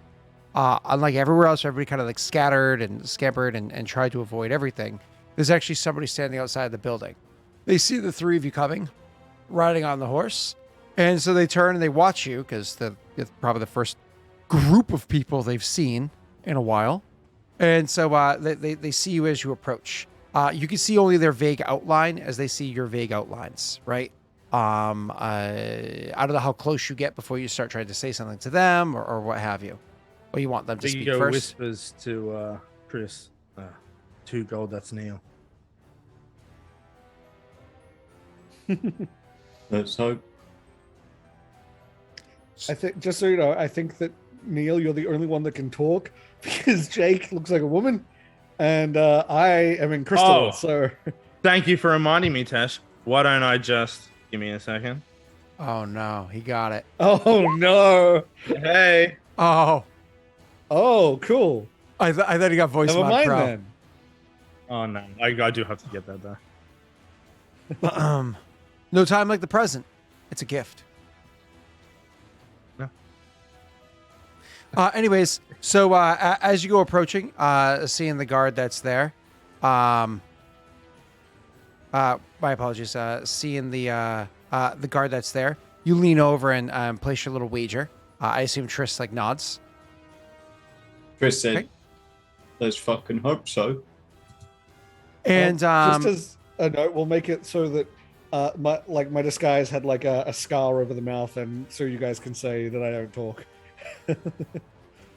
okay, and the person like a nasty scar along the neck or whatever it is, and like something, yeah, I gotcha. So anyways, the person sees you guys approaching, and I imagine it doesn't look like you're walking by. I imagine it looks like you're walking up to them, and they go, who are you lot? And again, you can't quite see them. They can't quite see you. They are living, though. Oh damn. That sucks. You already lost Can it. still Triss be 2 Neil. gold now. Oh, hells yeah. Triss won't say anything, but he'll wait, pull up like, I don't know, 15 or so feet away and let Viggo speak to. What did he say? Sorry. Who are you lot?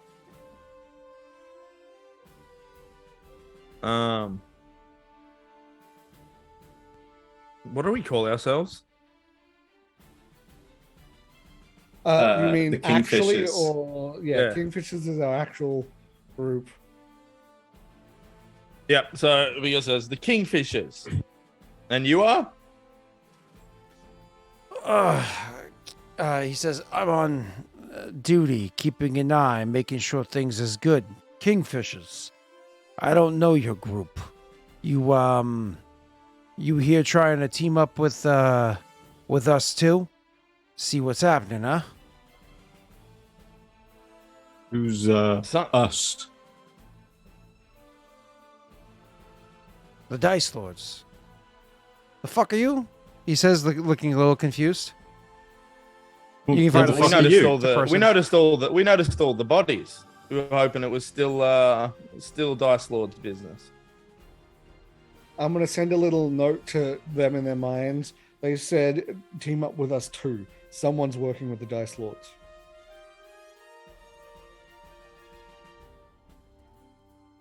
Yeah, so I say that thing about the bodies, and I say, who else is here? Pretty much anybody that don't want to die. Yep. I Viggo don't- whispered to Triss.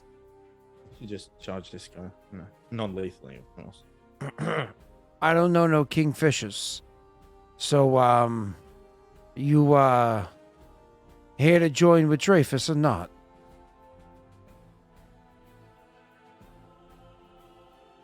Chris will lean in the saddle down towards Viggo and say, what do you think, boss? We don't want to die, right?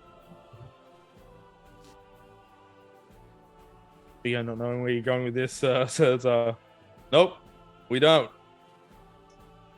All right then, open up. We don't want to die. You lot wait here. I'll go and see what's what. This fucking charger.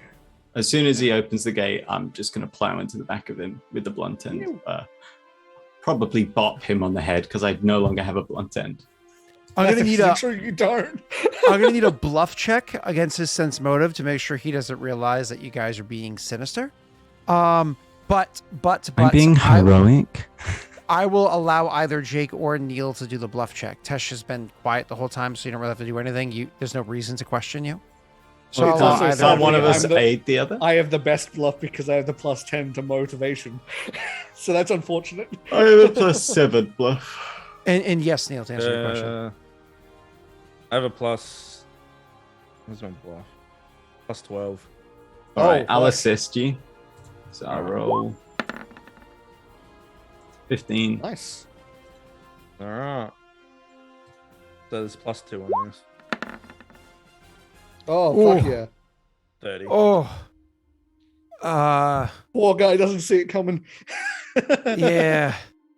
I'm very, very hard pressed to beat that. Oh, for a second, I thought that 20 was going to hit. Close for a moment. I thought that 20 was going to hit. Unfortunately, love, that does mean that I can't even daddy's dice that. He's one off your daddy's dice, gents. Go on, do it anyway. Why not? We all You never know. you got. You never know. I don't even know how many I have. I never know. Yeah, until, do it. No, you can't until check. either You got to add or roll. use. He's checking. Look at this Gia. Checking is cheating. You have to use one to check. Is that you? What does non-lethal? Is it -4 to hit or? Sí, señor. Sí. Right. I will kick Carrick, and Carrick will charge into. Initiative, buddy. Oh yeah. This is where you're probably gonna crush me. Oh, or not. Nice. Let's see. Let me roll mine. Let me choose a random baddie. Let's do this guy. Initiative. I have Doesn't a he 0. get a surprise round? Because the guy believed us? Are we not on? No. That's not a surprise round. He's still no. Believe that doesn't make it a surprise round. Surprise round means that they can't be aware that you're there.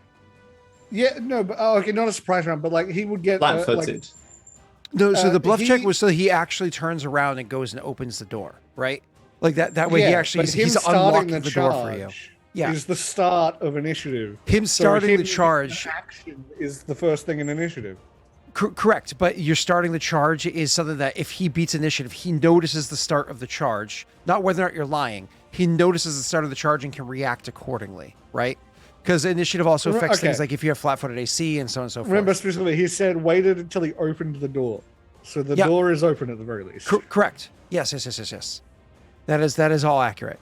So he believed the bluff, the lie, but he is aware of the attack. Neil, you rolled a 6, but a natty 1. I rolled a 2. For some reason, you're not on initiative. Maybe you didn't click your token. I didn't click my token. No. Okay, gotcha. You boys roll your initiatives, and feel free to not do anything, but hold until after Tristan, but before the guy. Okay.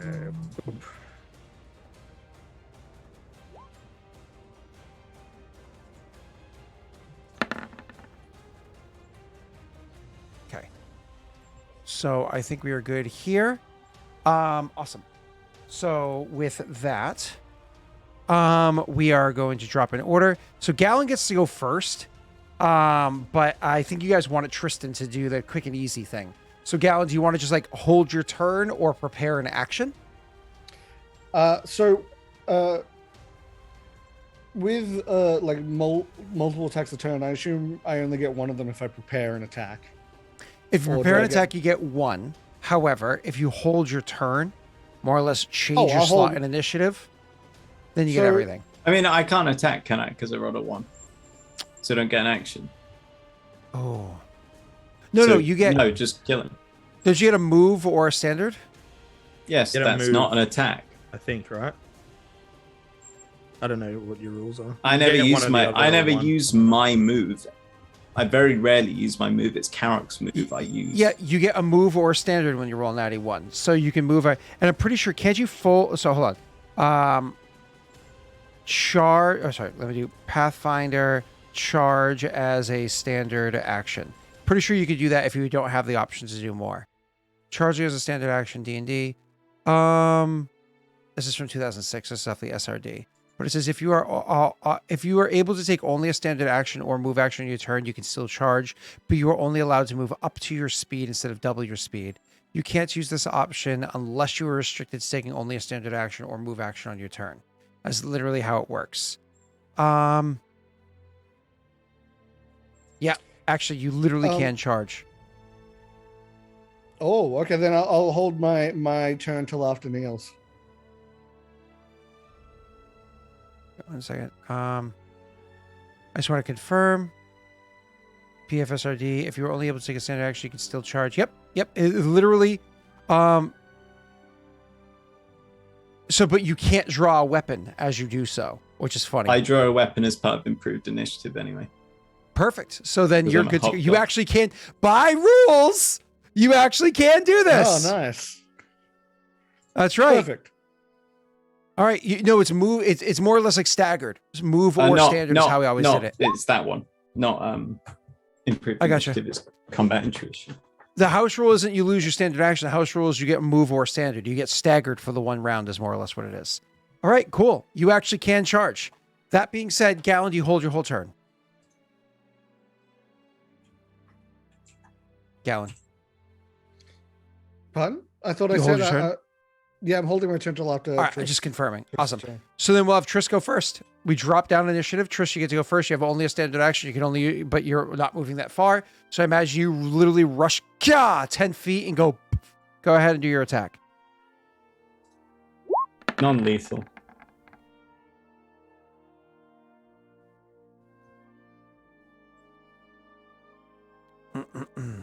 All right. That's 21 is definitely going to hit the flat-footed foe. It's a fun alliteration. Oh, that's a surprisingly low roll. 34 points of damage. Is that all of it? Yeah. The person is actually still standing.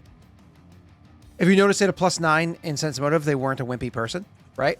So they're actually still standing. They're very, very, very injured. I forget what it's called in Death Watch, sir. But they're power attack. They're very injured, but they're still standing. Tesh, it is your turn.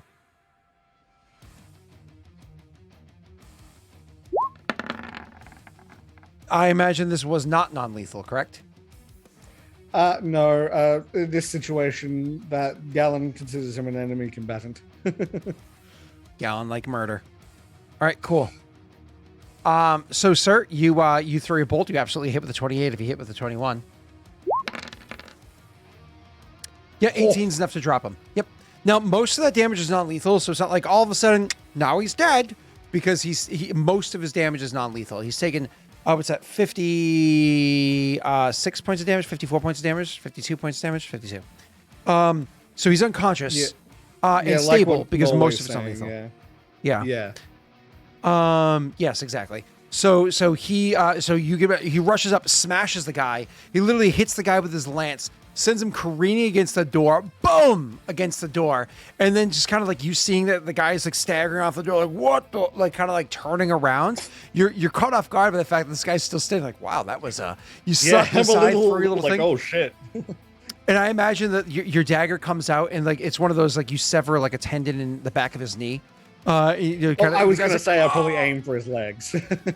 yeah, severed tendon in the back of the knee, so it just drops him. So he's on the ground grabbing his knee as it's like bleeding, and he's like, like rolling around in pain. Of course, the slamming of the door, him yelling in pain, the attack, etc., etc. You don't need to ring the dinner bell. People know that it's time to eat. So, what do you guys do next? Technically, it's still your turn, Gallon. Then I'm gonna go in through the door. Oh, I'm gonna. Can I do attack, swift action, and then like move and then attack again, or is it like how does that work? Swift action can be done at any point in time on your turn, including in the middle of an attack. So, and do I have to do both attacks at the same time? Yes, unless you have a certain feat, you have to attack the move actually, or move you know what? Attack. That doesn't matter because my Virgil goes after me in initiative anyway. So if there's someone to attack, he'll attack. So I'm gonna use my swift action.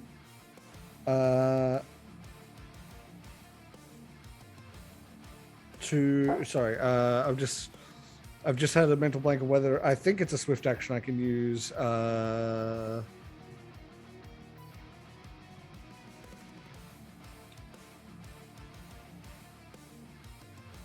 do shield? I mean, not shield, force screen. Is it a swift action? I'm now not remembering. I said it and then I thought to myself maybe it's not. Force screen is the psionic version of shield. Yes. Yeah. Is that a swift action or full? It's a standard action normally, unless you have a special ability that does otherwise. No, it's okay. I can't do that. Then very few of the powers like that are going to be swift. That's okay. I'm going to go in and see what I can see. Go through the door. Perfect. Cool. So you guys are going to go walking in. So you specifically are going to go walking into the door. It's lit here because it's not like there's just a bunch of hobgoblins. So clearly the hallway is lit, so you don't have to worry about anything. So as you go literally just walking into the front door of this facility that you're walking into is a warehouse of sorts. So literally he's smashed into the guy. The guy flops to the side. You go walking into the warehouse. And it's literally one of those things you go walking in and you look about and you see a lot of people there. And this is one of those moments where as you see there's a lot of people inside the warehouse, you remember, oh, I just did like a weird glitchy thing. Oh, look at that.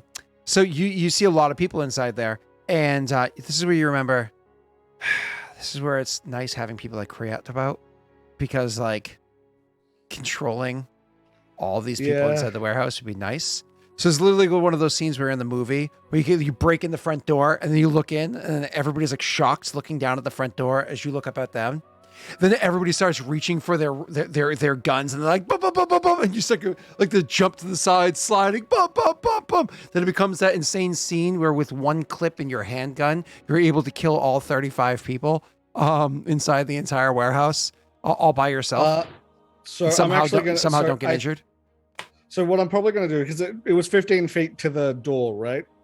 I think you said. Oh, sure. Yeah. So I still have 25 feet of movement.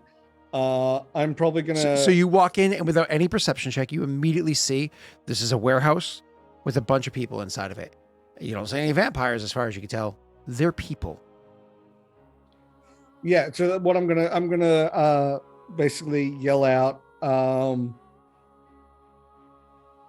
If you wish to not die, lay down your weapons and stand aside. And then I'm gonna go. Is there a spot where I can get a bit of cover to a side? Yeah, absolutely. You can kind of like run and try to dive for cover, not from everybody, but from most people. Absolutely. I love the fact that you just used your swift action to disable your IFF. So it's just a wanton murder. So you're trying. The thing is, like, if you're trying to do an intimidation, you don't have a swift intimidate ability or anything like that. This is less intimidate. This is telling the people who aren't committed to Dreyfus to get the fuck out of the way because everyone else is dying. It means that when his body cam footage is reviewed, he's seen to have taken the legally required steps. When Virgil's cam footage is reviewed. Right to remain silent. Anything you do or say can be used. The thing is, my body cam shoots as well, so... Virgil, he shoots. So you're part of the LAPD, is that what you're saying? It's the natural progression. God. We've decided that all our body cams will be affixed with a firearm. From my spot, is there anyone within 30 feet of me? From the close enough that Virgil can attack on his turn? Because his turn goes right after mine. Sure. So just to paint this picture for you really quickly, you walk into the front thing of the warehouse, and it's one of those moments where, because everything happens in 6 seconds, you threw this thing, you quickly stepped up, you look inside, you just see people, and you're like, oh, there's a lot of people in here. Not like, hundreds, but definitely at least 24 people inside here, right? And then you immediately you yell out your thing as you're running to the side to kind of like slide to a bit of cover. And then once you get into that cover, which now hides you from most of the people around you. Oh, that's I know. Hiding from most of the people. I'm saying, is there anyone within range that so once you slide to your cover, hiding you from most of the people, you kind of like there's one of those things where visual like kind of like looks behind you, like you almost imagine like a bit of shine or eye or whatever appears on the armor, looks behind you and sees that there's people up on like a ledge or whatever up behind you, and was able to attack at them. They have hard cover because of the angles of the floor and the railing and whatnot that's there. So they have a +4 to their AC, but Vigil is able to attack. Yep. So I'm going to use... he's set to energy at the moment because he can use either my Crystalline Bolt or energy. And energy is touch. So Energy Blast is touch attack. A touch attack, just so you know. Sure. Does less damage, but that way. So this is just one of them. And then if the person... Oh, that's a... terrible damage. So then he's going to do it at the same person again, the second one. So that probably won't hit. But the main reason why I wanted him to attack immediately after is so that they hear that, like, you know, if you want to live, get down. And then there's two sonics. Well, remember I'm using sonic, so it's two just loud like explosions of sound shooting off of where I ran to. Like sort of a thing. Yeah. Did you guys ever play with that toy? It's like a giant like bucket. Yeah, the air gun. Yeah. We used to have those. Like there was a couple toy stores at the mall that used to have those, and the mall had like. Yeah. and the mall like on the second floor would have like that big drop down to the first floor, but you'd see your friends like walking by on the opposite balcony, and you would hit them with it. So they'd be like, what the hell? And you'd hit them with like an air bubble, like, 40 feet away or whatever it was. I used to love those things. So cool. Anyways, so yeah, you imagine you look like a boom, and it hits the, what the? And then the second one ends up hitting like a bit of the balconies. What's the word I'm looking for here? Like guardrail. And it like ends up cracking a bunch of the wood inside the guardrail instead of injuring the person, right? As it disperses the sonic waves. And that will be the end of your turn. As you see, there are a couple people behind you. Nobody really reacts to your statement because there's not much force behind it beyond you just hitting somebody with a thing, right? Oh, well, yeah, there's going to be a bit of force coming through that door in a second, I imagine. Viggo, do you want to go running into that place as well, as you heard him make that announcement? Nope. I'm going to use my admixture vial, and I'm going to use 2 extracts of bark skin and spider climb,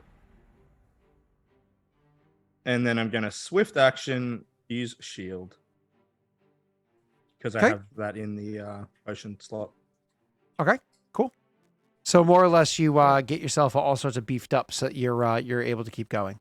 All right, not a problem. Yeah. This brings us to Baddie's initiative. So give me one moment. I'll throw a couple of initiative slots out there for simplicity.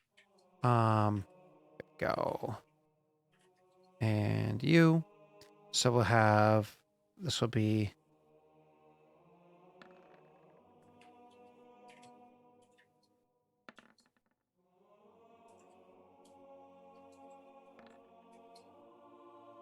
And cool. Oh, a natty 20 on that last one. That's exciting. All right. So what, let me separate it like this from my own eyes. All right. So, as you guys can see, there's a bunch of different peoples, for the initiative tracker. You can see one person has a crossbow, one person has a bow. That more or less suggests that those are people that are going to be upstairs and shooting down with their ranged weapons. Then you can see that the ones with the melee weapons are going to be the ones that are kind of like down on the ground and are able to act from there. One of them is a natty 20. Each one of those initiatives is going to represent 6 different peoples, because like I said, there's about 24 people inside here, right? So 4 times 6, 24. Yay! Moving on. So with that 20 on there, I'm not going to give every one of those 6 people an extra action. That would be crazy, because I'm only doing this many initiatives for a sake of simplicity. But I will give it to some of them. So all of a sudden you see where you took cover behind that. Carrick, of course, outside, so on and so forth. Tesh, you can see that you had taken cover from the area up above. You felt the beams coming off over your shoulder. You turn around and look up there to see the 3 people that are up over your head, one of them getting hit for that 3 points of damage. You turn around and see the people that are up over there, and then you hear people kind of like running and charging at you from down below, like, ah! As they're making their way over to you, they're drawing their weapons and what have you, is coming in to engage. So we're going to have 3 people completely make their way all the way up to you all in this one turn, and to be able to attack you all in this one turn, okay? Despite like how far away or angles or whatnot because of the natty 20. So we'll have 3 people attack you right away. Fuck. Okay.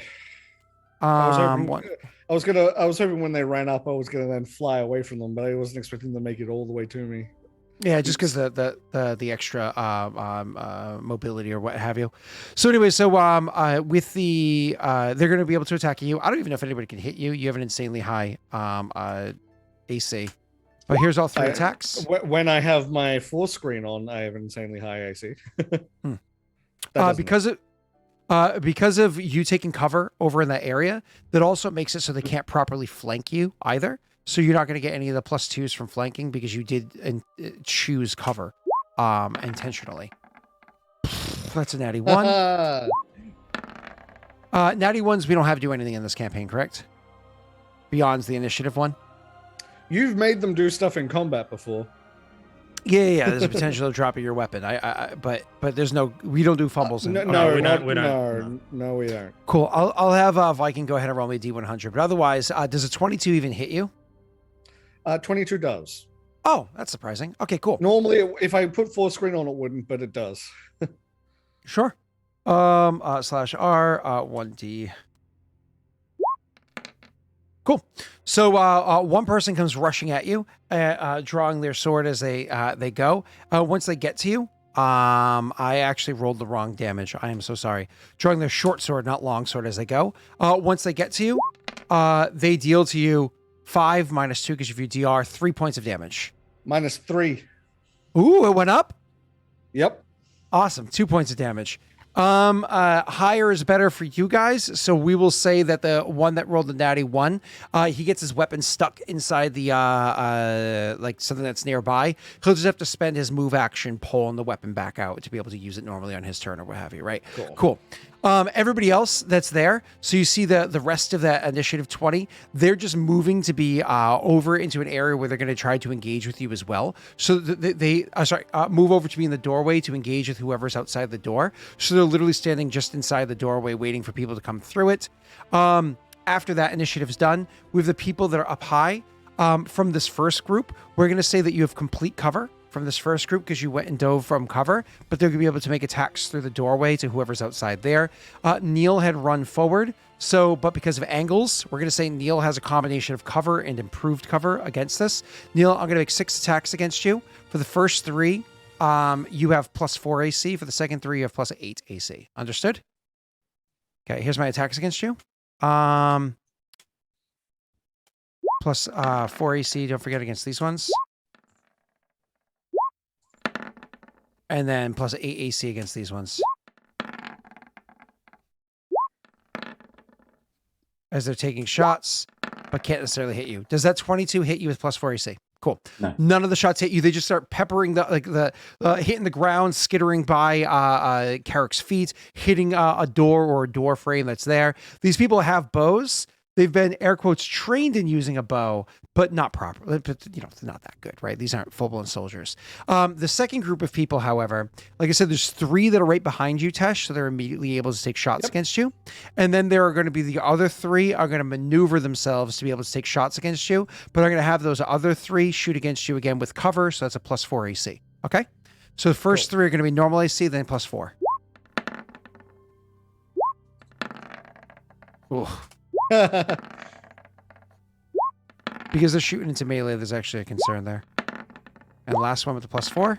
Cool. So that guy that's right there, it's a pretty good chance that he hits one of his friends. Viking, go ahead and roll me a D100. If you roll under a 50, something fun happens. Other than that, that's their turn. And then it's the other melee people that are once again kind of like making their way over Half of them are moving over towards you, Tesh. The other half are going over towards the door. So 6 by the door, 6 by Tesh, where he is. They're not able to engage with you though, because again, you're kind of surrounded, if you will, with cover and people. That is a D100. Thank you so much. That arrow actually hits the one that had his weapon get caught. He actually hits that person. Jake, go ahead and roll me a 1d6 to see how much that person takes for damage. This brings us to Viggo's turn immediately. Nope, not Viggo's turn. Viggo is after everybody else. It's actually Triss goes first. Cool. He takes 4 points of damage. Thank you, sir. Triss, it is your turn, sir.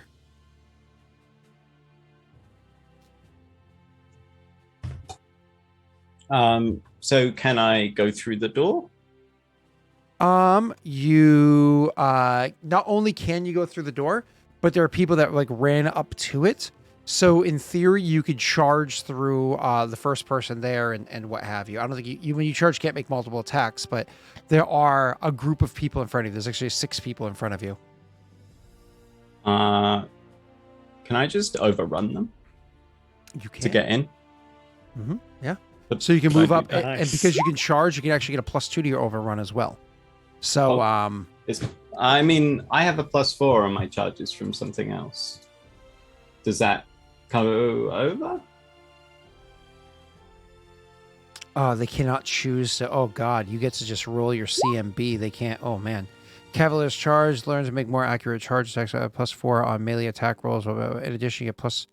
You do not suffer any penalties to your AC. Oh, that's sexy. This does not apply because it's not CMB. So just the +2. Yeah. Yeah. Cool. Okay. They can't choose to get out of the way, so you get to overrun. How many people can you overrun? Do you have the ability to like hit everybody in a line, or? I mean, I do not stop on a charge. Okay. I can literally travel past hitting a target. Okay. Let me do. Let me just Google real quick. Pathfinder overrun multiple foes. So actually, target when using the overrun combat maneuver, you may overrun any number of opponents in your path as long as you move in a straight line. Cool. Okay. Cool. So are you hitting one of these guys or just going past them? I'm just overrunning them. It's an action to overrun. Oh, okay, cool. So he'll be able to overrun if you angle it correctly. You'll be able to overrun, say, 3 of them right away, and Carrot can actually trample, I believe, as you overrun as well. God damn, these poor dudes. So go ahead and roll me 3 CMB. That horse scares me. Do I roll this from my CMB or Carrick's? Yours. You're the one doing the overrun action. Cool.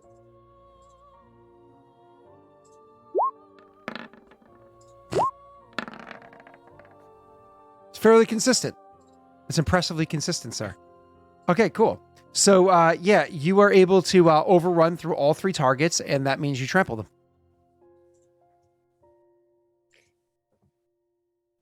Nice. Like a bowling ball through pins. Unless it's me bowling, in which case then you just gutter it. So I'll move through to like the center of the room.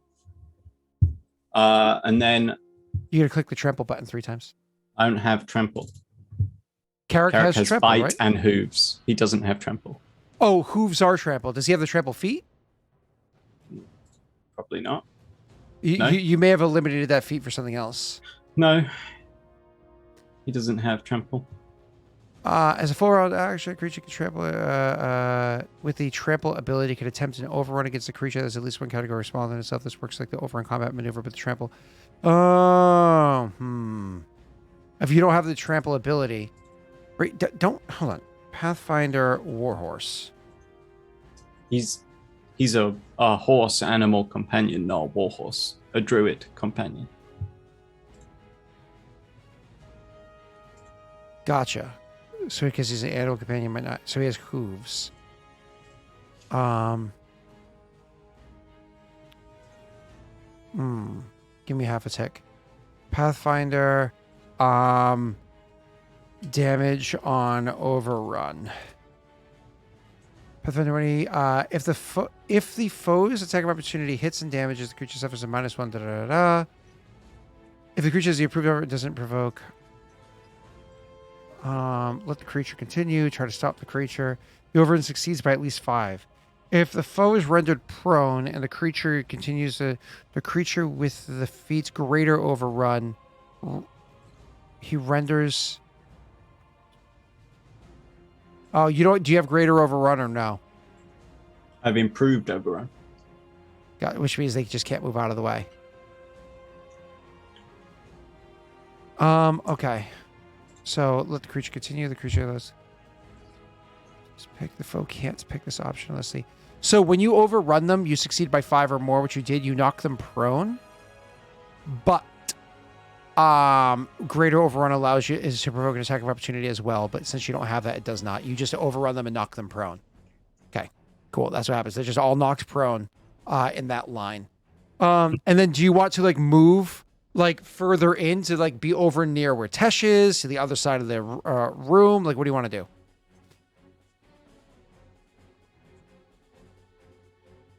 I'd like to go towards the middle of the room where I'm more or less visible by all. Okay. Then I'm going to lower my lance slightly, reach up and unfurl my banner, which is the finely stitched small trailing chevron with the kingfisher diving on it. Nice. So I mean it's not that functional, but he will repeat what Tesh said. He'll say, Peridot raid, throw down your arms, suffer the consequences. We gotta both get to that Tesh trait that and- allows you to intimidate as a swift action, guys. I am terrible at intimidation. I have need 0 extra charisma and 0 ranks in it. It's funny. All right, cool. So you make your statement as well. And bolstering your allies and make your statement as well. Cool. Anything else there, Neil? Okay. I think you had a swift action left, but I don't think you're using it, are you? What's the point? Got nothing to use it with. Gallon boy, what are you doing? I'm gonna use Harness Power Stone Force Screen. So he gets that invisible screen in front of him. I'm swift action, swifting, swapping my favored terrain to flight because I don't need the improved initiative anymore. Okay. And I how many guys am I in contact with? 3 with 3 more right behind them, but they weren't able to attack you last turn. The 3 more right behind them, they're not within combat range with me, are they? I mean, Just you the 3 throw that things, so technically yes, but no, not melee. I'm more meant they don't have attack of opportunities on me. Currently, no. No, okay. I'm going to fly up to sort of nearish, but not right next to the guys that are on the shooting at range on the rafters. Do you just like float up on the outside of the railing there and go? It's one of those like, "Hello there." Pretty much, and then that's my turn, and Virgil's gonna fire off 2 shots in their faces. One of them looks at you and says, "General Kenobi."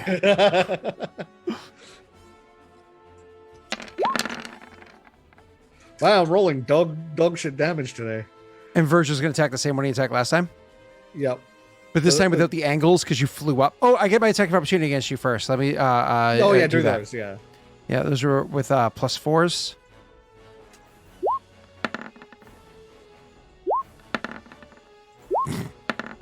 Another one. The one with the 1 still couldn't get his weapon out. Get shot from behind. Now their shoulders weaker. What the fuck? Oh, that's awesome. I know it's 21 wall hit because you just gave yourself a +4 AC. So I'm not even worried about it. At that point, you go up and again, you're like, "Hello there." And then Virgil's like, "Bah," and spews sonic damage at them. And they take that 3. And okay. And then against the same guy. That's a little better, but no, it's not because I miss. Yeah, you miss. You suck. And I think that's it for your turn. Yes, that was Virgil's turn. All right, Viggo, after me. Thank you, Viggo. It's your turn to finish us off. Get it done. Just Spirit back while one big thing. End like, the combat. Yeah, he walks in just everyone dies. I can't do that. But what I will do is, if you look at my token, I will do this. He transformed. But I don't, because I have alter whatever disguise self, so I still look like the same person. Ah, but you didn't get bigger or anything like that? Nope. So all you do I will is move up to where those people are prone. Yeah, I'll move up to there to like engage with them. Drawing a weapon as you walk, I imagine. No. So the reason why I ask is because as they stand up from prone, it provokes an attack of opportunity, but only for yes, you have claws. Natural. Yeah, that's right. I forgot you can eat them. Your Kaduk, he's like, go Kaduk. All right, cool. Now it's going to be Batty's turns. So the ones that were melee with, so we'll say that the 3 that are on the ground, just to get it out of the way, are these ones. They are now standing up from prone. Jake, you don't have combat reflexes, do you? Certainly allowed 1 attack of opportunity, correct? That is correct. I'm pretty sure. Okay, go ahead and make your attack of opportunity against the first one, and then I'll play out the rest of it. No worries. All right, where is that?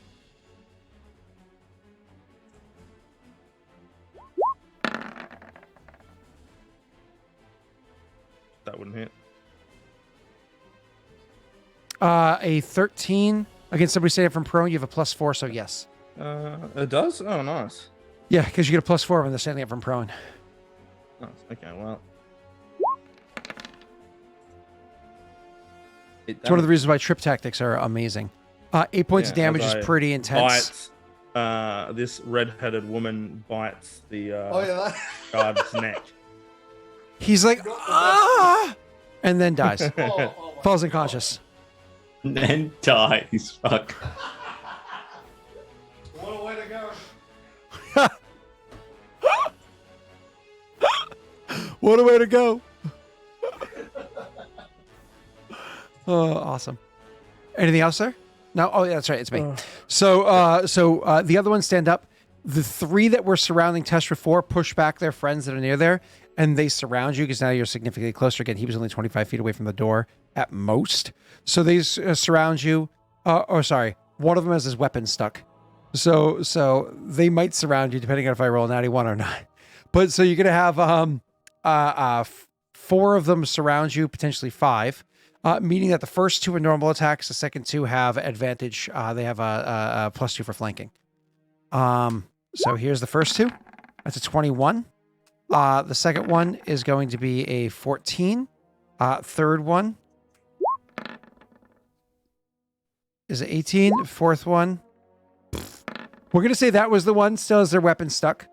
In which case, the other one's going to take the flanking position instead. Okay, so I believe that as 4 people surround you, one of them still can't get their damn weapon unstuck. They surround you and they start attacking at you, but you're going full blown Neo on this one. You know, moving out of the way of the attacks. I actually imagine as the first one goes to attack, you kind of like duck down out of the way of the attack. As the second one goes to do so, they reel back, like they move in a little too close, a little too fast, and pull back their weapon to attack a little too late. And I imagine you just do kind of like a frantic shove. So as they pull their weapon back, you just kind of like 2-hand shove on their chest, so they stumble backwards and they lose all momentum in it. As the third person goes up to attack, you kind of like scamper and duck behind something so it hits whatever object that is. And as the fourth one goes to attack, again, similarly, you just kind of strike at them to throw them off balance so that they miss. But you are surrounded now by 4 people. That number does not stop there. There are now archers that are up there. There are 6 of them that can now see floating Tesh that are going to attack probably the guy on the horse down below. One of them goes, "Hey, is that the one with the reward?" "I think it is. I think it is. Get it." And they're going to literally have 6 people attack Carrick. That's not the horse. It looks completely different. What are you talking about? Yeah, but they don't remember all the details from the picture. Man, they can't tell colours. There's a gold reward. There's a gold reward they remember. I think at least an intelligence check here. There's a gold reward. Let's take the chance. Oh, I'll take an intelligence check. Sure.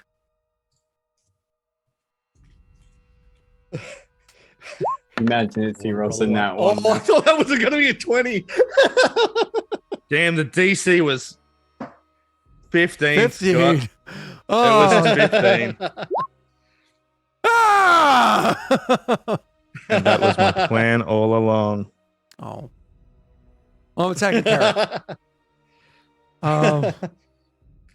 I like what Viking's talking about, that the dude who's just got his weapon stuck. It's like, will this dude surrender? I've said he's like, you know how every like big fight in a movie scene that has all of the... That first 20, I am going to use... Look how grumpy he is.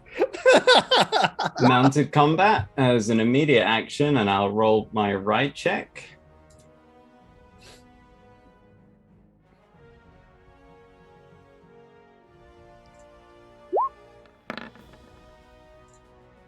He wouldn't doesn't confirm hit. the crit anyway. Holy shit. Hold on, but how do you know it doesn't hit? It's a nat 20. Nat 20 automatically hits. I think you have to roll a nat 20 to negate it. He rolled a 19. My nose is up here. I can see it's up tell. there. If it turns any more, your He's neck's so gonna grumpy. snap. I know, it's very uncomfortable on my It's like spine. watching him go like. Oh. Like, I could hear the grays creaking. Oh. I can hear all the people in his neck like. We've not done this for good 10 thing this campaign years. doesn't do nat 20s. Oh, they do actually. Raw is Yeah, Raw It is, automatically hits. I'll say he has said that before in combat, the 20s. But I think it's that's like impossible for him Paizo to rules, confirm and the that crit, 20 so it's not... always hits. Yeah, it's impossible for him to confirm the crit, though, so you Unfortunately, don't the have to worry hit is about the negated, crit. though. It doesn't matter what it's rolled. It's negated. So this is fun because it's once per round when your mount is Oh. hit in combat, you may attempt a ride check as an immediate action to negate the hit. The That's hit is true. negated if your ride check is greater than the opponent's attack roll, and it technically is greater. So rules as written, it is greater than. So it 'Cause automatically hits. it No, hit, but the hit was negated. correct. So it doesn't matter if it doesn't matter if the horse's AC was 15 or 55, then that 20 hits. But so long as the ride checks outpaces the grand total of 20 plus, I mean, I'm sorry, but like there is no rule saying this does not negate crits. Let's actually now I want to Google that. Pathfinder mounted wording- combat negates crit. Negate if nat 20. a crit always hits, that specifically says, like, if something hits, you may then try and negate it. So that it comes after the hit modifier, if that makes sense. A strict reading of the rules seems to say as long as your ride check exceeds the attack roll, the hit is negated, even if it's a natural 20. In 3.5, there was an explanation that your ride check became your mount's AC. I would venture that most GMs would probably say natural 20 hits regardless. But raw is raw. And again, in 3.5, it does say the ride check becomes your AC for that one attack. It doesn't say that for this. It's different. Cool. I'm going to have to go in Neil's favor on this one because of raw. Woo! So Scott's giving it to me raw. goose and gander, boys. Goose and gander. Okay. All right. They do. That's what the 17 was the confirm. So, but he negated the hit to begin with. Now it's attack number 2. By the way, the reason why it's one higher is because of higher ground. So it's a 4 plus 1 for high ground. Which is why they're rolling with a 5. This is the 3rd attack, 4th attack, 5th attack, 6th attack, just to get those out of the way. And I think I'm going to Daddy's Dice one of those 24s. Does a 27 hit? That was very close. That would be a 26. Does that hit? It does hit. Okay. Here's my whopping damage for you. 5 points of damage against Carrick. 5 points of damage. Cool. My AC is 24 on Carrick. Oh, okay. So my second one does hit too. Oh, you mean I wasted a Daddy's Dice for nothing? Yeah. Yep. But at least I get We to hit finally again. got one on you. Yay, And 10 a further damage. 5. Cool. Cool. I think that's like a quarter of his health, so. All right, beautiful. Now it's going to be the other 6 archers. They're not all going to focus on a goddamn horse. You have 3 of them have a dude right in their face. And the other 3 want to focus on probably... I'll contemplate the other 3. Let me focus on the 3 that have you in the face. It's going to be a +4 against you. They back up, by the way. I would say 2 of them easily... I wouldn't have gone for in 5 foot anyway. I'd be like 5 foot back from the railing, but I'd be like I'd be close to the railing. Sorry. Yeah, those don't look like attack rolls. Sorry.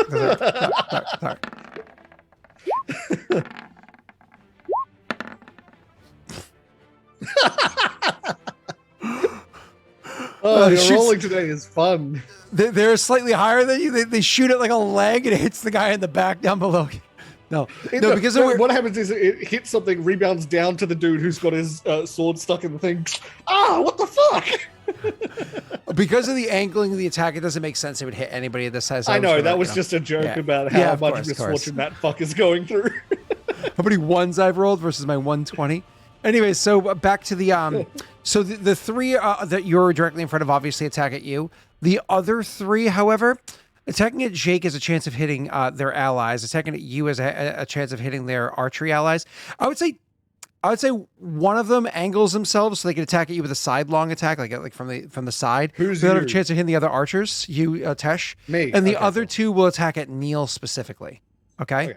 The horse again. All right, so one more against Tesh. 21, I don't think hits Galen because you put that spell on you. And then I'm going to do 2 more against the horse, just because it's fun. You should probably just daddy's toss it, man. Get it out of the way. Try and get it an attack off. Oh, fuck.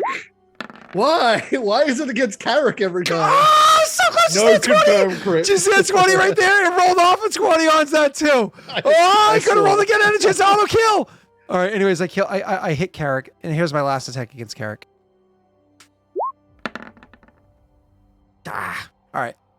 All right, here's my damage. Poor Carrick's getting all the natty 20s against him. Woo! Oh, ouch. They want that gold, baby. They can split it. They're about to really regret that decision, I think. They're going to watch someone just splat. Well, I think there was a bit of an ire against that horse for a reason. Anyways, so I wonder, goes to melee. I wonder why all the bad guys suddenly have it out for the horse. It's not like the god of the world has decided that horse needs to die. Oh, it's not me. It's Dreyfus. Oh yeah, totally not you. No, seriously, it's Dreyfus. Yeah. Actually, Dreyfus put the gold on his head. Yeah, because he wants to hurt. He wants to hurt something that Triss loves. In world, it's Dreyfus. Yes. Out of game, Scott's fucking fed up. All right. So, anyways, now it's the other melee people. Jake, there are 8 squares around you in melee. There are now 8 people around you in melee. But because of the way it works, again, the first 2 will not have flanking. The second 2 will. When you're completely surrounded, attack a poor defenseless woman. Yeah, 100%, absolutely, yes. You're part of this group that just came here and started murdering people. Can't believe you do this. 1d12. What am I doing? It's just +1. +4. Sorry, for the first 2. All right, here we go. First attack against you, and then I have to tell you a special rule that you might not be aware of. A 22 against Viggo. God, Viggo just put like 8 spells on him. If I had to guess, he has a 26 AC, 25% chance, and that's a maybe. I'm not going to do it. I have to. No, I'm not going to do it. I'm going to do my +6s now because I'm going to have +6 moving forward. Oh no! For some why are you rolling so many 20s? What is this? It's because it's so many dice, right? Mm-hmm. So I hit, but don't confirm. Now let me roll my last attack and I'll do my damage, and then I'll tell you a special rule. Oh, this last attack is actually special, but it doesn't matter. Doesn't matter. I'll tell you why that was special to begin in a second. So damage against you is 1d6 because this is melee. 1d6 plus 2. 8 points of damage. Okay. Jake, for the first time ever in this campaign, and I think the second time ever in all of Aurorum history, we have an opponent completely surrounded. In Pathfinder, there's a special rule. When you are 100% surrounded, you are denied your dexterity bonus to AC, as well as they all have a flanking bonus against you. So if you say have a +5 dex, that is now removed. You are now working with your flat-footed AC when you are completely surrounded by opponents. There are just too many attacks for you to properly handle yourself. There are certain feats and rules and whatnot that allow you to circumvent this, like barbarians get an ability to circumvent this. Jet Li has the ability to circumvent this. But other than that, you're denied dexterity AC, you're flat-footed, and they're all flanking you. You need to kill one of them, like in this turn. Yeah. So now it is Tristan's turn.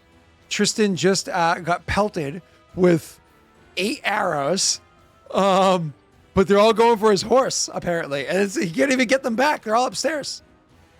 I mean, Tris can see Viggo's now fully surrounded.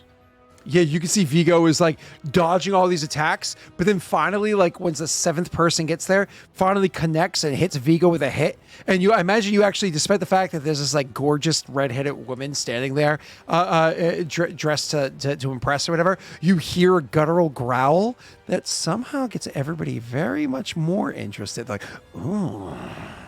No, I think they would probably be like, true what they say about them. God, Jesus. Tris is gonna... Neil, hold on. She looks angrily and goes... It's not an attractive noise. Nope. It sounds like a fucking angry guinea pig. You know where that guinea pig's going. Oh. Tris is gonna kick Carrick into a rear and turn and charge the group that are surrounding Viggo. Okay. When you say charge, do you have any special ability charges? Do you have any hype train charges or no? No, this is just a charge. It will have the desired effect, trust me. You can still hit multiple people, yes? Can you hit 2 or 3? I can't hit multiple people now. Oh, you don't have... No, okay. His multiple people is when he does his... Hype train, yeah. Hype train, yeah. No, I'm just going to delete one of them. Abilities, so. If I kill one, their morale will be shaken. Don't worry. I'm going to paste him. It's been so long. I don't actually remember who has hype trains. Hold on, Neil. Before you do your, before we resolve this. Oh my god. So there's a blob of people in front of you. It's not like you're going to be able to run out the door. So the question is, like, if you imagine there's a square in front of you, are you trying to hit a near corner, a far corner, like somebody in the middle? Like, what are you going? I'm going to hit the first one, and Carrick is going to crunch into the melee. Oh, okay, cool. So you don't just want to hit them; you want to follow through and fill that spot so a person can't take it again. Yeah. That makes sense. Perfect. I understand. So you're riding into the 9-block square and taking one of the squares. And chinkily, it will also make me harder to shoot because you're shooting into melee. Oh, yeah. Into melee, yeah. All right, cool. I understand. All the archers look at Galen. All right, Galen, I think it's your turn. I presume it's 29 Honestly, hits, yeah? it's actually... Scott? Yes, the 29 hits, absolutely, sir. I'm sorry, you were saying something, Sash? Yeah, it's actually really good that we have the archers targeting me because they only do small bursts of damage, but lots of them. That is my specialty because I have DR. I want lots of little chip damage because I can negate a fuck ton of it. This is my situation. Let them all target me. That's great. Insult them, Tash. As you're shooting them. Okay. I think just I've not had a proper attack turn yet, so hopefully this one will intimidate them. Neil, not only would I die from just the sheer amount of damage, this person had like 10 health, but beyond that, you also death for massive damage to them. Like I mean, you impaled them. You quintupled their health with some change left over. Nice. They are red mist. Yeah. They be dead. After Triss's turn, anything with your swift action, sir? Or are you good? Do I have anything with my swift action? That's a fine question, my friend.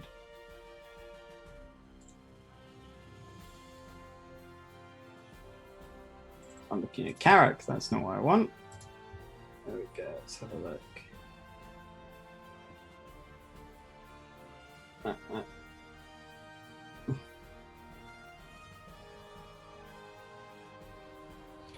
Just in case this combat goes on long enough, let me put on.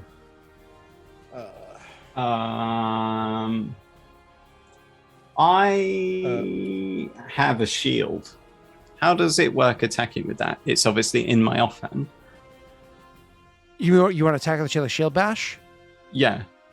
Is that how does that work? Is that allowed? Is that something I can do with my swift action? Obviously, no, it's part of a regular attack. Cool. Yeah. Cool. Shield bash is a thing, though. Yes. Yeah, no, that's fine. No problem. Okay, cool.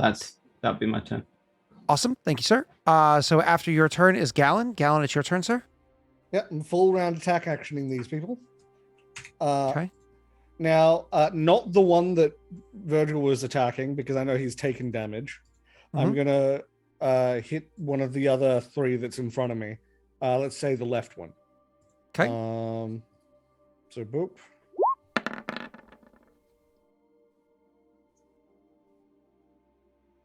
The 19. I thought it was the 19, but I assume that still hits. The 19, the person in front of you, yes, because a 14 hit that person before. Yeah. This is the person that's taken 6 damage so far. No. I'm not attacking the one that was shot by Virgil. Oh, a different one in front of you. That's fine. That's fine. Yeah. I want you to describe how you kill this person. So, like, because one of them get hit with 2 sonics or whatever so far. Go ahead. So I float up. They shoot their shots at me, and then I just into that guy's throat. I love the idea that you're like, hello there. And they're like, and they all shoot. And you just kind of like, you get guarded up for a second. Tink, tink, tink, tink, tink, tink. They can't even see your armor on you. They just see a random like witch floating there. And like things deflecting off of like the forearms of this witch. And then you just, like you said, throw the shard, hits them right in the chest. They die. Your second attack, sir? This is against the right one? Yep, that hits.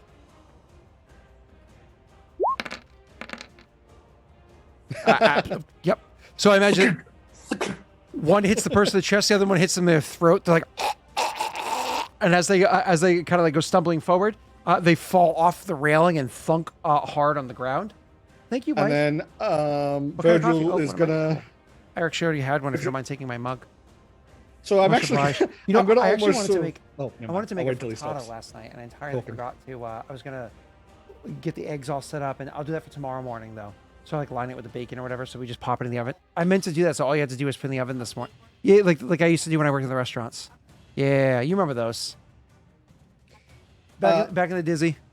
Oh, go ahead. Sorry. Yeah. So I'm gonna turn around, turning my back to this guy, and then just float away from him. So I'm 30 feet away from him into the middle of the room because I want to be like able to be seen by all the archers. Could you float 30 feet? I think because you just attack, you can only move 5 feet, right? Oh, that's right. Then I'll just move 5 away from him. I'll turn away 5, and then Virgil's gonna shoot. Yep. I keep forgetting that you can't do both attacks and move in Pathfinder. Yep, you're good though. Go ahead. Yep. So he's gonna do his energy blast. So Brittany didn't cut my strawberries, and a little reasoning why. You're gonna eat the green bit, aren't you? So when she cuts the strawberries, she cuts the head off like this, like across, and wastes all that extra strawberry bit, and it makes me so mad. Full finger pinch. Yeah, I do this. I hit it with a knife.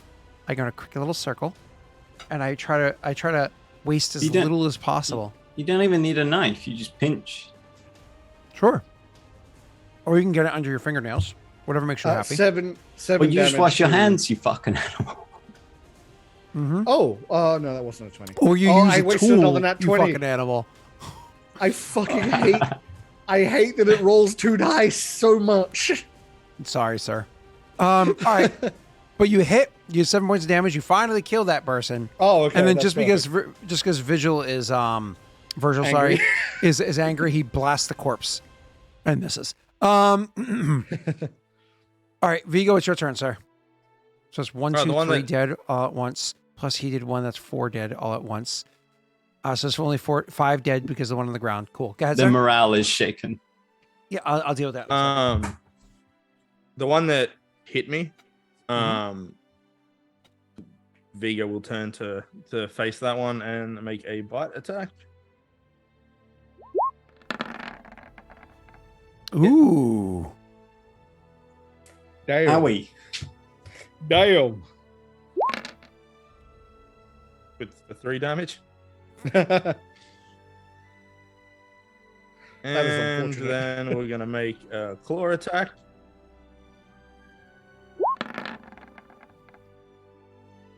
Does that hit? Mm-hmm. All right.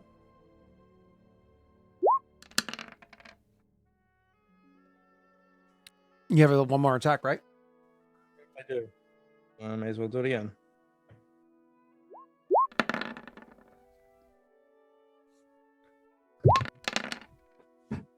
Go ahead and Oh. describe how you rip and tear this person to the ground and to the grave.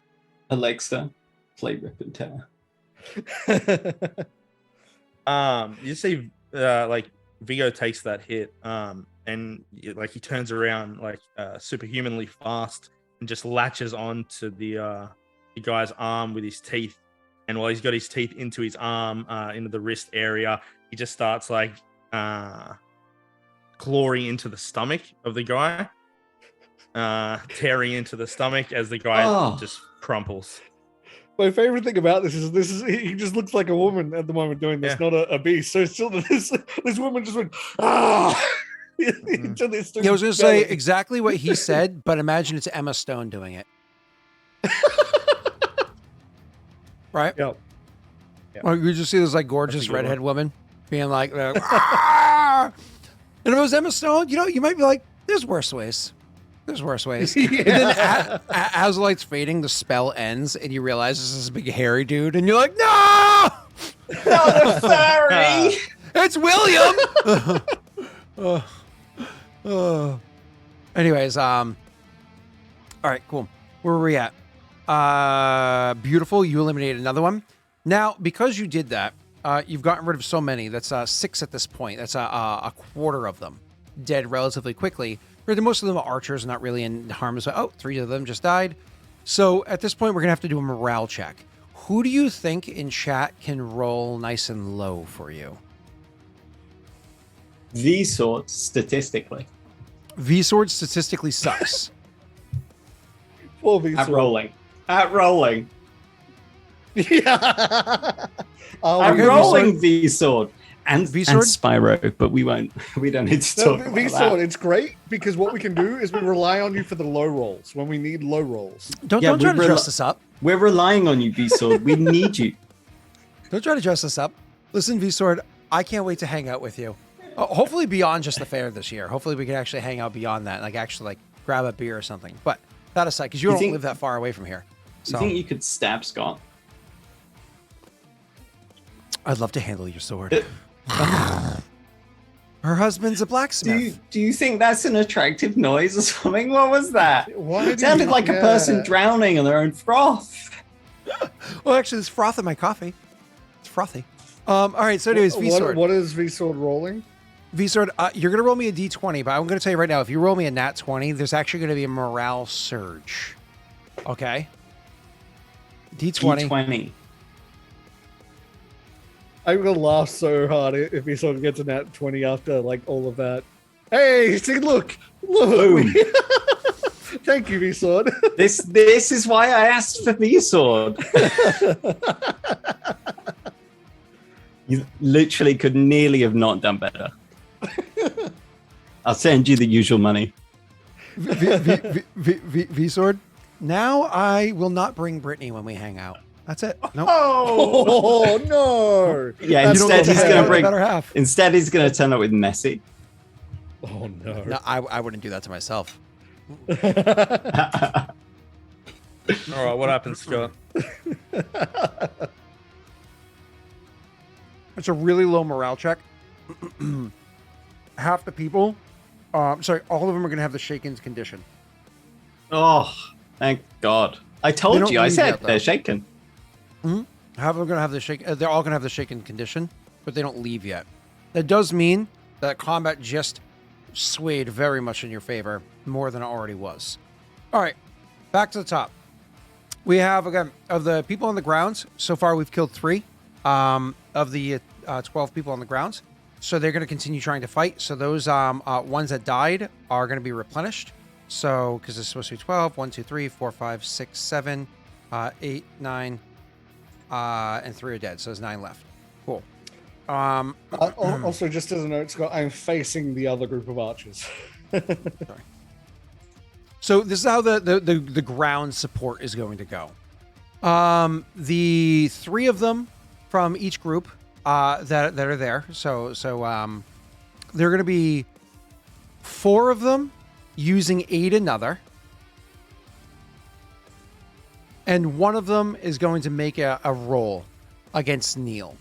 I will get to that in a second. Against Jake, so it's 1, 2, 3, 4, 5 against Neil.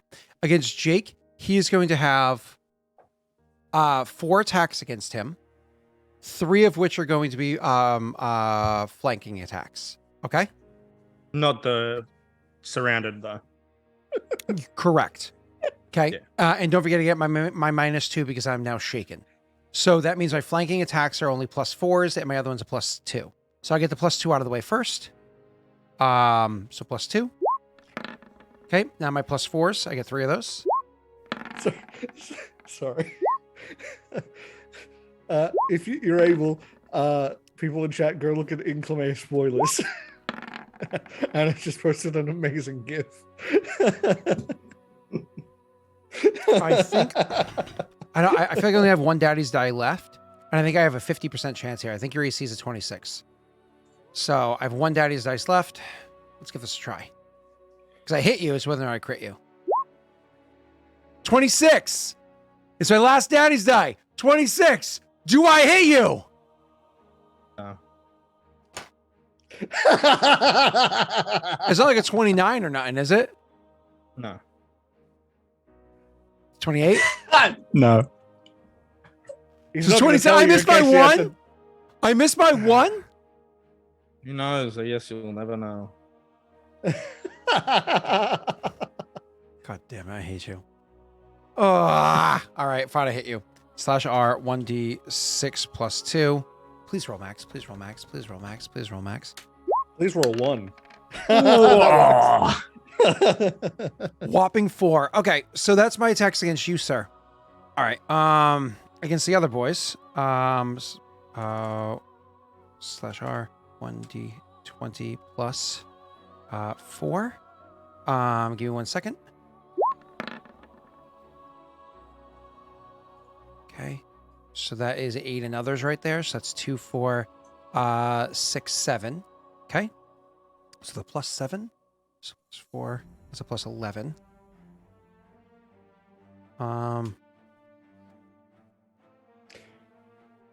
Okay. They're all trying to aid another. And their next attempt. I had to use aid another and only use 1 person because I have 1 person be like the one that's good at this.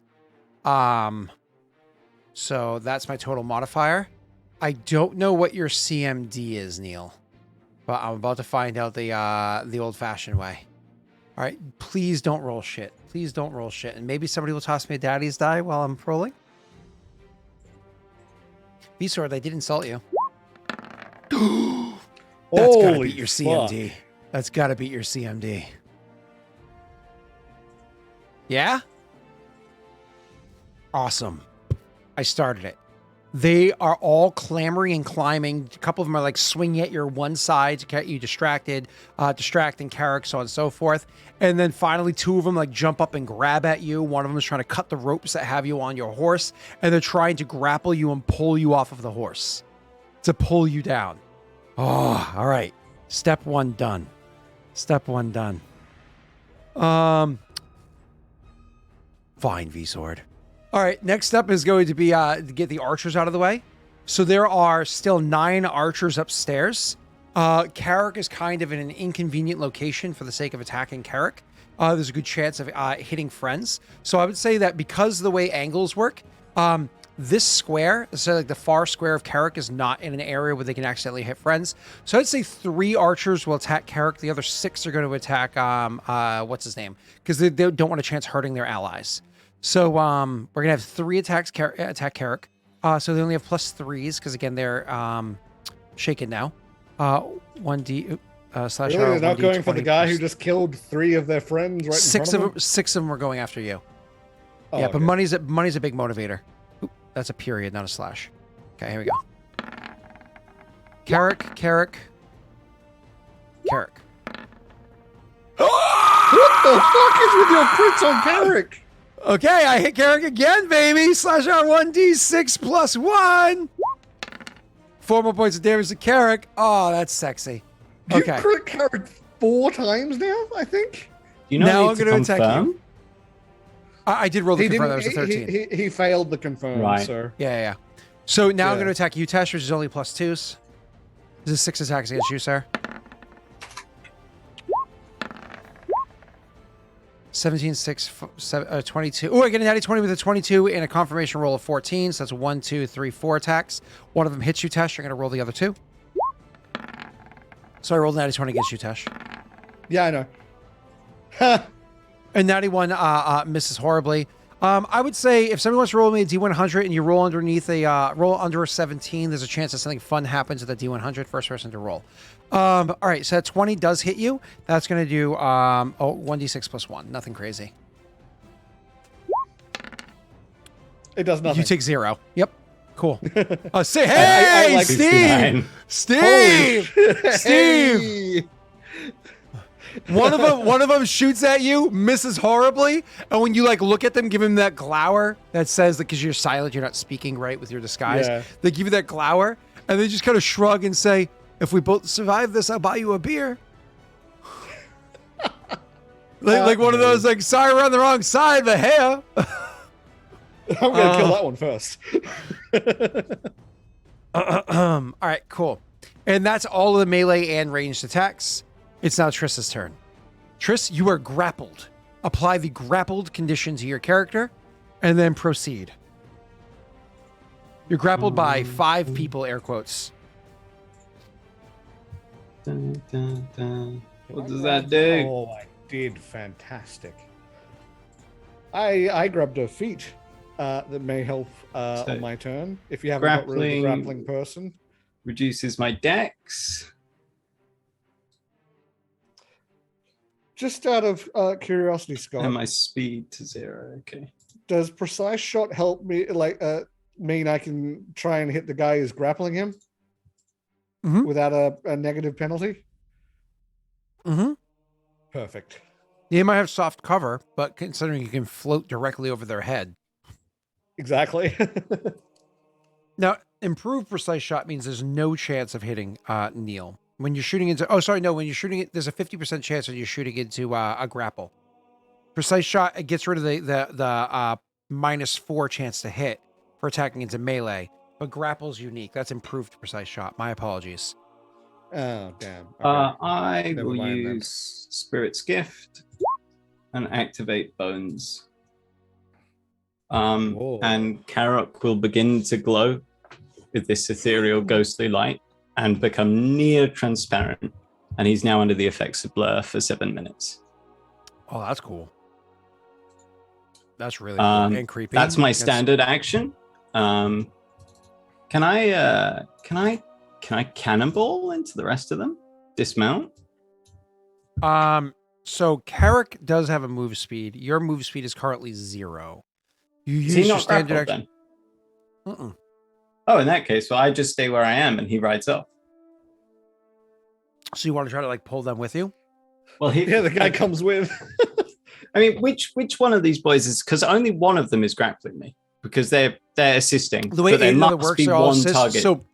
So there's 2 of them that are really like grabbing you and pulling you down. But yes, there's one primary target. And there are others that are providing aid, like pushing you, cutting ropes, causing distractions. They're just aiding in any way that they can, right? Okay. But yes, we'll say that the primary target to this entire situation is, it's not pinging, sorry, is this guy right here.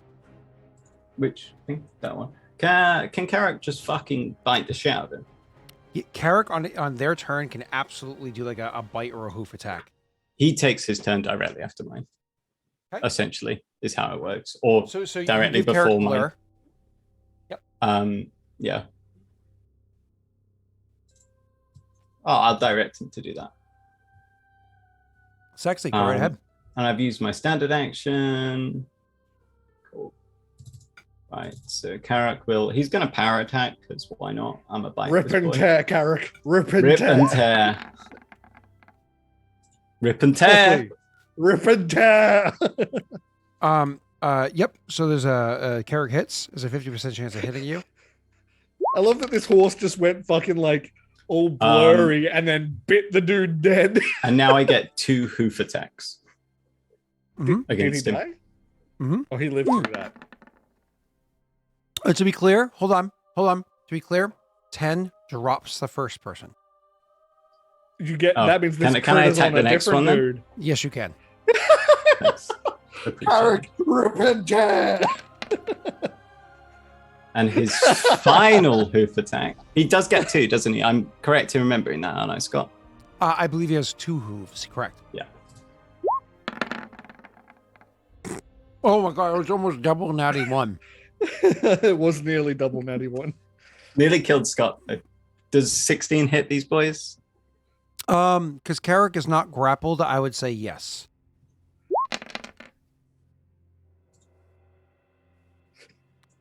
Okay.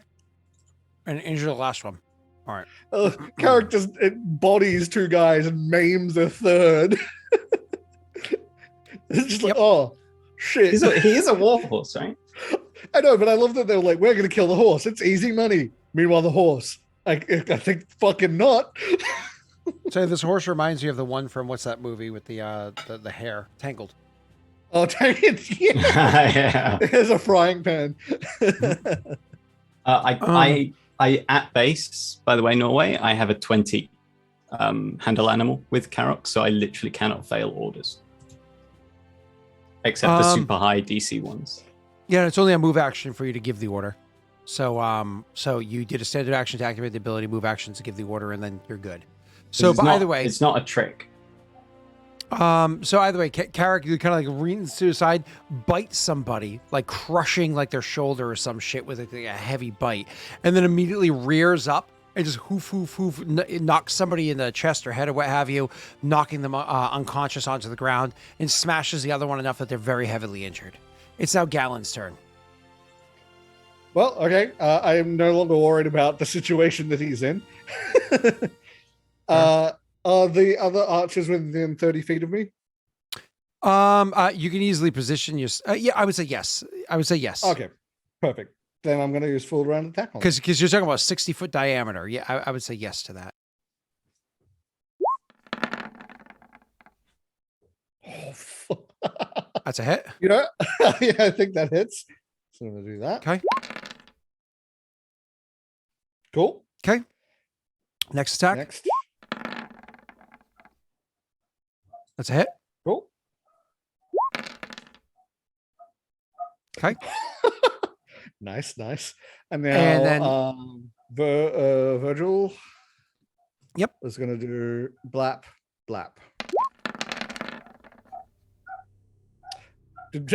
I guess neither of those hit. Or did 13 hit?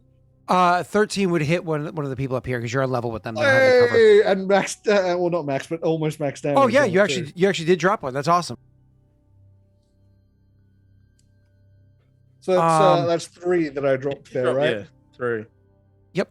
So we're once down again, to just throat, and then like the other one's chest is caved in by the sonic hit. Yes, sir. So just do this. Boom. Just make things easy. I would also, to be intimidating, 5-foot move towards them. And now it's nice. Just slowly float towards them. And now it's Viggo's turn. Yeah, the one that actually hit Viggo, he obviously snaps his attention to. Oh.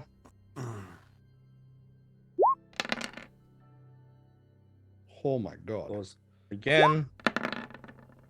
Oh, you didn't bite? And do that last. Okay. Unfortunately, they're still standing. That's not much damage. All right. You could have gone for the one that was already hurt by the horsey first, but Okay, Hey, so there we go. you did kill the one. Yep. So the one that had hit you beforehand, let's say it's this guy, right here. This one is gone. Cool. So this brings us down to, again, there were 24. Now there are 4, 8, 11 left. No, 4, 8, 12, 13 left. There are 13 left. So at the end of Viggo's turn, where he's ripping and tearing as what's her name, as Emma Stone, going absolutely nuts in like a vampire movie or some shit. This is going to bring us to another morale check. Do you guys want what's her name, V-Sword, to disappoint me again? Yes. Always. All right. Come on, V-Sword. Come on, V-Sword. You roll natty 20. I'm going to give them +5 on all their attacks for 1 round. Just give me that natty 20. Give it to me. Come on. Come on, V-Sword. God, you're so filthy, Scott. You're just desperately trying to dirty talk on Twitch chat to try and get a +5. Say, roll me a natty 20. Oh! Oh shit! V-Sword. Fuck! Did that really work on you? What the fuck? Looks like I'm buying a round of beers there, V-Sword. All right. This round is gonna hurt. I'm so betrayed. Oh, this is I didn't awesome. ask for this pressure. Sorry, V-Sword. It's not actually. We don't blame you. We blame the random number generator. Oh, V-Sword is at King Richard's. Is the sexy knight working there again this year? The one that Brittany and Sam were like, hello. Is he working there again this year? I'm genuinely curious. Because Brittany was like, oh no, he wasn't looking at Aurora. He was looking at me. I was like, yeah, okay. You're kind of getting to that age, Scott. You know, where it's acceptable to start swinging? It's not the 60s, bro. Just like your parents did? Do not worry, Norway. I'm not going to do a +5. That would literally make this combat become significantly more lethal off of a single die roll. I will, however, cure them of the Shaken's condition and give them a temporary +1. That's fair. Objection! He was the one that gave Rory the rose last time. I don't know names. I think he was Hufflepuff last time. Because you guys did that Harry Potter thing. Anyways, all right, cool. So I'm gonna eliminate the shaking condition and give them +1s as they kind of like fear gets them to the point of excitement. Like, let's do this. I see blood in the water. Yeah, it's your friends. So anyways, I actually didn't want them to flee, to be honest. We have that's gross. Viggo, you just want to slaughter everybody. So I have 4 attacks against Viggo. All of them are flanking. So that means it's a 2, 4, 6 +1 is a 7. So that will do that. Slash R 1d20 +7, 4 attacks against you. They're all going to be under 10.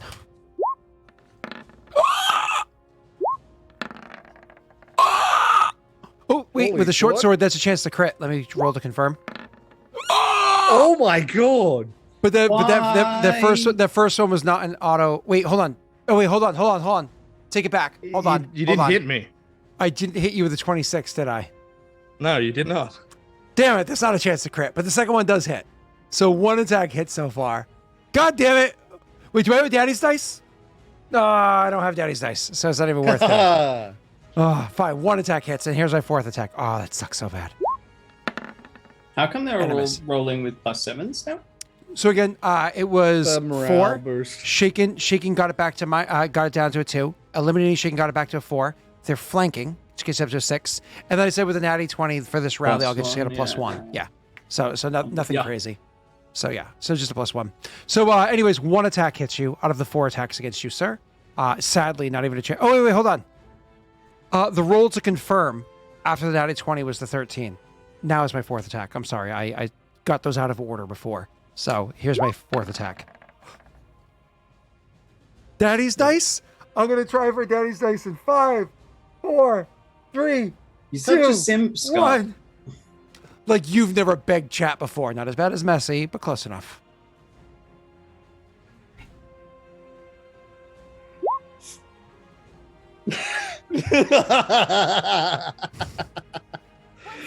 All right, let me just roll my damage against you as I miss with a goddamn 26.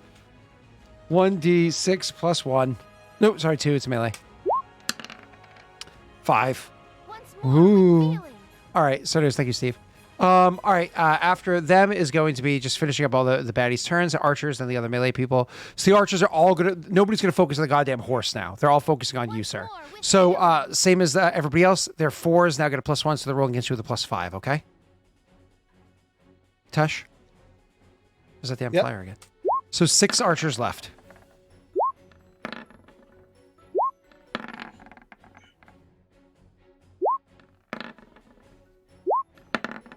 Oh!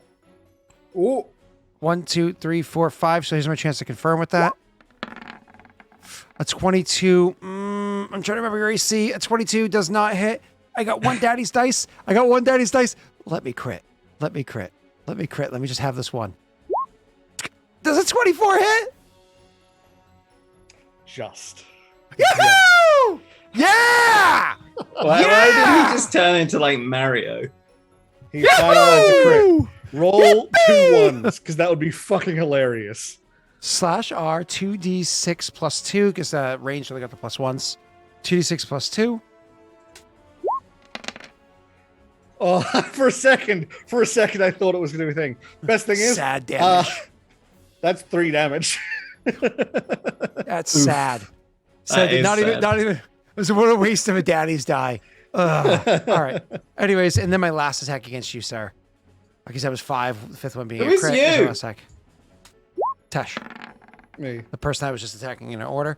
All right, now down to the last 4 people. Oh, no, hold on. I already did 1, 2, 3, 4. The last 2 people, one of them is beat to shit. This guy is actually going to withdraw to run away, to be clear. So the one that's all very my injured. lance has reach, so he cannot get out of my attack of opportunity range. Correct, but you are... oh, yeah, you're not grappled anymore. You broke He's not grappled anymore. No. Enough people that you're not grappled anymore. So he is going to withdraw, so he does not provoke an attack of opportunity from the horse or from Viggo, but he will provoke from Tristan after the second step. And then I have another person that's going to attack you, sir. So why don't you get your attack of opportunity, then I'll attack you.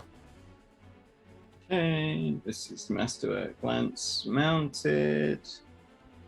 I want to power attack that. And that makes it a -2 and a +4.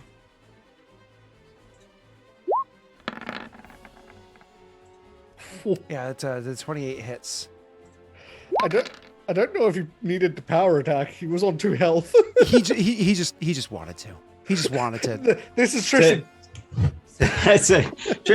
Tristan's been like, he had his lance couched for the charge, but then he just switched it to like the overhand stab and just stabbed him as he went. It wasn't a matter of want. It was a matter of need. All right. Cool. So if you hit, you literally cannot not kill them. Only because of power attack, though. Oh, okay. And then my last attack against you, sir, which again, back to its normal thing, is just a +5. Probably won't hit you anyways. We're good to go. Okay, that's it. And that concludes my +1s for the natty 20, but my shaking condition is still gone. We'll see what happens after you guys take your turns. It is funny how the bad guys and you guys clumped up like this. But go ahead. It wasn't supposed to, but Tesh changed his initiative. So, Tristan, you're first. I mean, I guess, yeah, that would have changed if I didn't pull my initiative back. Oh, it's still nice to have it be. How far do I need to run to charge? 10 feet, is it? You have to move at least 10 feet, yeah. You provoke from moving first, though, because you're currently in 2 people's range. Yeah, that's fine. I'm not scared of provoking on these boys. Can I charge, like, ever so slightly diagonally? You can charge any direction you want, as long as it's a straight line and it's uninterrupted by other people in your way. So if I, like, charge basically there and jab him with my you're lance using a as it false goes by. map anyways, otherwise I'd be showing Yeah. But yes, you can do that. Just to visualize what I want. Yep. Cool. Then I would actually put you, like, more or less over near to the door. Like stepping over the body of the person that was running to the door, more or less being like, nobody's leaving. It's the equivalent of like shutting the door and locking it before you start killing everyone. They could throw down their weapons. They do have that opportunity. We did tell them to do it. Mm-hmm. Oh, Do you crit on a 19 or a 20? No, not with the lance. Oh, it's a 20 if they were the other way around. Yeah. I cannot wait to see a charge crit from Triss. No, actually, I can wait. That should have been 2 less because this is a mounted charge power attack. My bad. Yep. And if I remember correctly, my attack opportunity against you, you do not have a reduced armor class, correct? No. Okay. Just does not. So since it's the same round, I actually still have the +5 because it's the same round.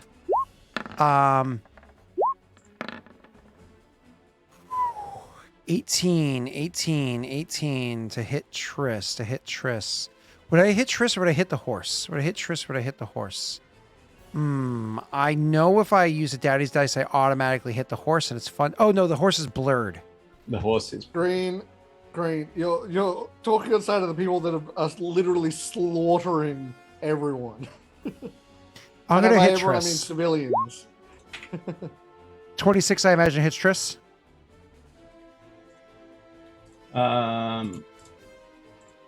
Let me double check.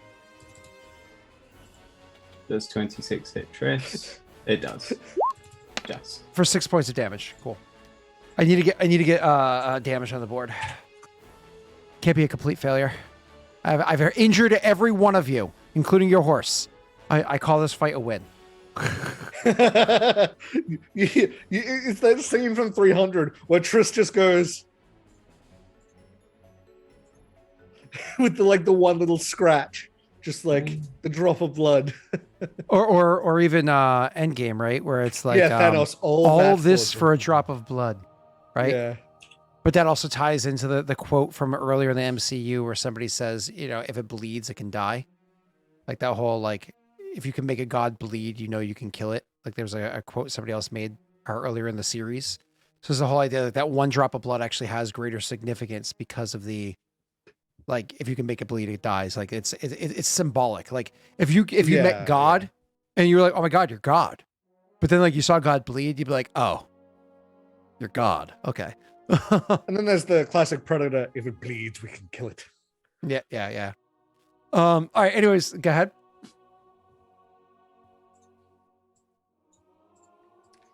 You did it already. Sorry, you already Prey murderized. if you like Predator series. Prey is fantastic. Highly recommend. All right. We're going to finish out this round of combat, and then we're going to have to end the session because of what time it is. So, Gallon, it's your turn. Holy crap. When did that happen? And we are playing next week, right? Yeah. I'm fine for it. I blinked and it was this time. Okay, I'm going to just do a full round. I'm going to 5-foot float towards them and full round action them. So, boop. Hit.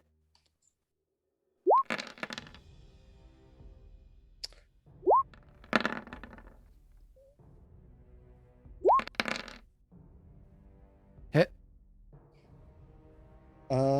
And I actually realized if their health is 10, I literally can't not kill them. I have 2d8 plus 8. Cool. We'll drop them, not necessarily kill, right? Oh, drop. Yeah, drop. And now... So they're probably going to bleed out anyways. Yeah, Virgil's turn.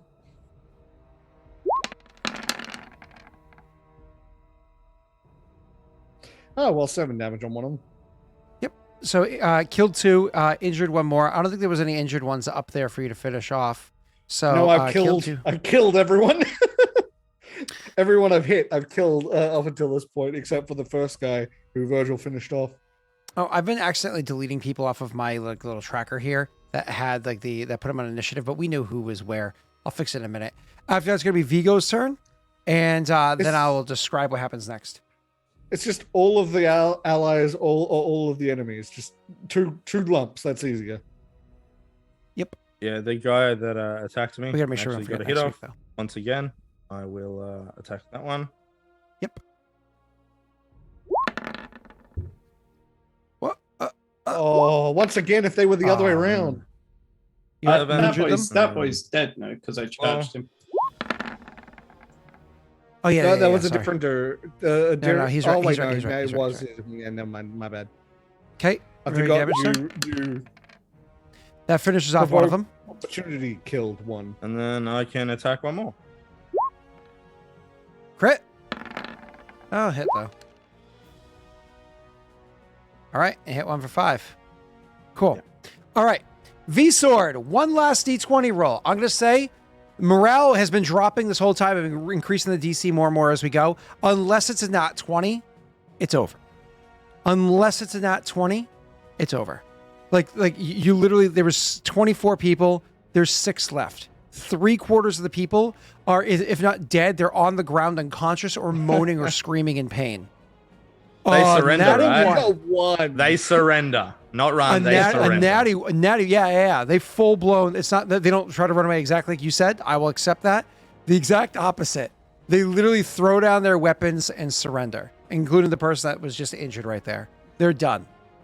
You know, one of them even does like a big loud whistle, like that. You know, like the big loud whistle to show they're yeeting their bow off of the edge, so that you don't attack them any longer. V-Sword, you're not all over the place. You're cinematic. This was like you're great for the cinematic layout of the story. Oh, that's awesome. All right, cool. So that's that. We're gonna have to end the session here. Next session, we're gonna start off with, and I will say that because they're full blown surrendering, obviously they're gonna be compliant to a degree, right? Like they're not gonna give you their social security number, but they're probably gonna be very compliant for you guys to work with, right? Oh, we're also tying them up 100%, I assume. Yeah, we'll see how things play out next week. But it ended with you guys sitting where things currently are. A bunch of potions used, a bunch of abilities used. Carrick's still blurred. You guys still not able to be understood as to who you are. Though granted, those that engage with you in melee and actively hit you or you hit them, technically speaking, they have a chance of seeing who you are through your disguise. You know what I mean? So whereas your disguise Gallon is perfectly hidden from anybody who's still alive. Viggo and Tristan, you're safe too. Everyone that hit me is dead. Oh, okay, cool. So all your disguises from anybody who would have seen through them. If they saw through it, they died. That's more or less what happened. Cool. It's a little bit dark. Yeah. It is, yeah. If I told you, how many? I only realized right at the end there that 6. literally everyone I attacked was gonna die. Yeah, so 5 of them aren't injured. One of them is missing half their health. 6 of them are left. Let me remind you, again, this doesn't mean that... Go ahead. I just realized unless I rolled a 1, I have a plus 14, and they had 13 AC. So it was pretty much just like dead. Well, dead. It's important to know, it doesn't mean that 18 people are dead, though. Of those 18 people, there are definitely like a solid, say, 6 or so that are definitely dead, right? But then there are others that there's so few of rounds have passed, they could still be alive and bleeding out. Some might stabilize, some might die. It's up to you guys if you prioritize fixing 20 that. And get up. This is one of the perks of like having a cleric in the party. It's like, I know the combat's over, but you just do one little poof just to hit them all with a 1d6, just to make sure that they don't die if they don't need to. You're like, if you stand up this time, we will not be merciful, you know, but at least you gave them the opportunity to live. You know what I mean? But either way, so it's, that's it. That's the end of it. Anybody want to say anything before we go? Because I got to get to work. Nope. No? Nope. Okay. No. That's it. Nothing else? I'm done. You won't pay me to talk after this. Stop talking. Okay. Yeah, I will see everybody tonight over on Lost Initiative. Ooh. Yeah, I don't have any yet, but soon I hope to get back to streaming relatively more often now that I'm on the CPAP therapy and it's working. So. Nice. There is no regicide this week for reasons X, Y, Z, Q, L, and P. But there will be a stream starting next Friday because regicide's coming back. It was supposed to start back September 2nd, but then somebody told me that apparently they're going to be out of town September 2nd. So regicide's coming back the week after September 2nd, which I think is the 9th or whatever. So yay. A nice long hiatus after hiatus. But we have anyways, to find where they're sleeping. Get them while they're gone. So regicide will come back, I think September 9th, I think it is. But I will start streaming on Friday night starting next Friday. This weekend, I'm helping my in-laws move. So I'm going to be helping them all weekend long moving because they're actually closing on the house, I think, on Monday or Tuesday. So they want to have everything completely out by Sunday to make things easier for the transition. Then watch the closing date get pushed by like a week like it always does. So, anyways. All right, cool. Bye, everybody. I guess we'll do our levels off stream. Bye. What levels? What? That's not happening.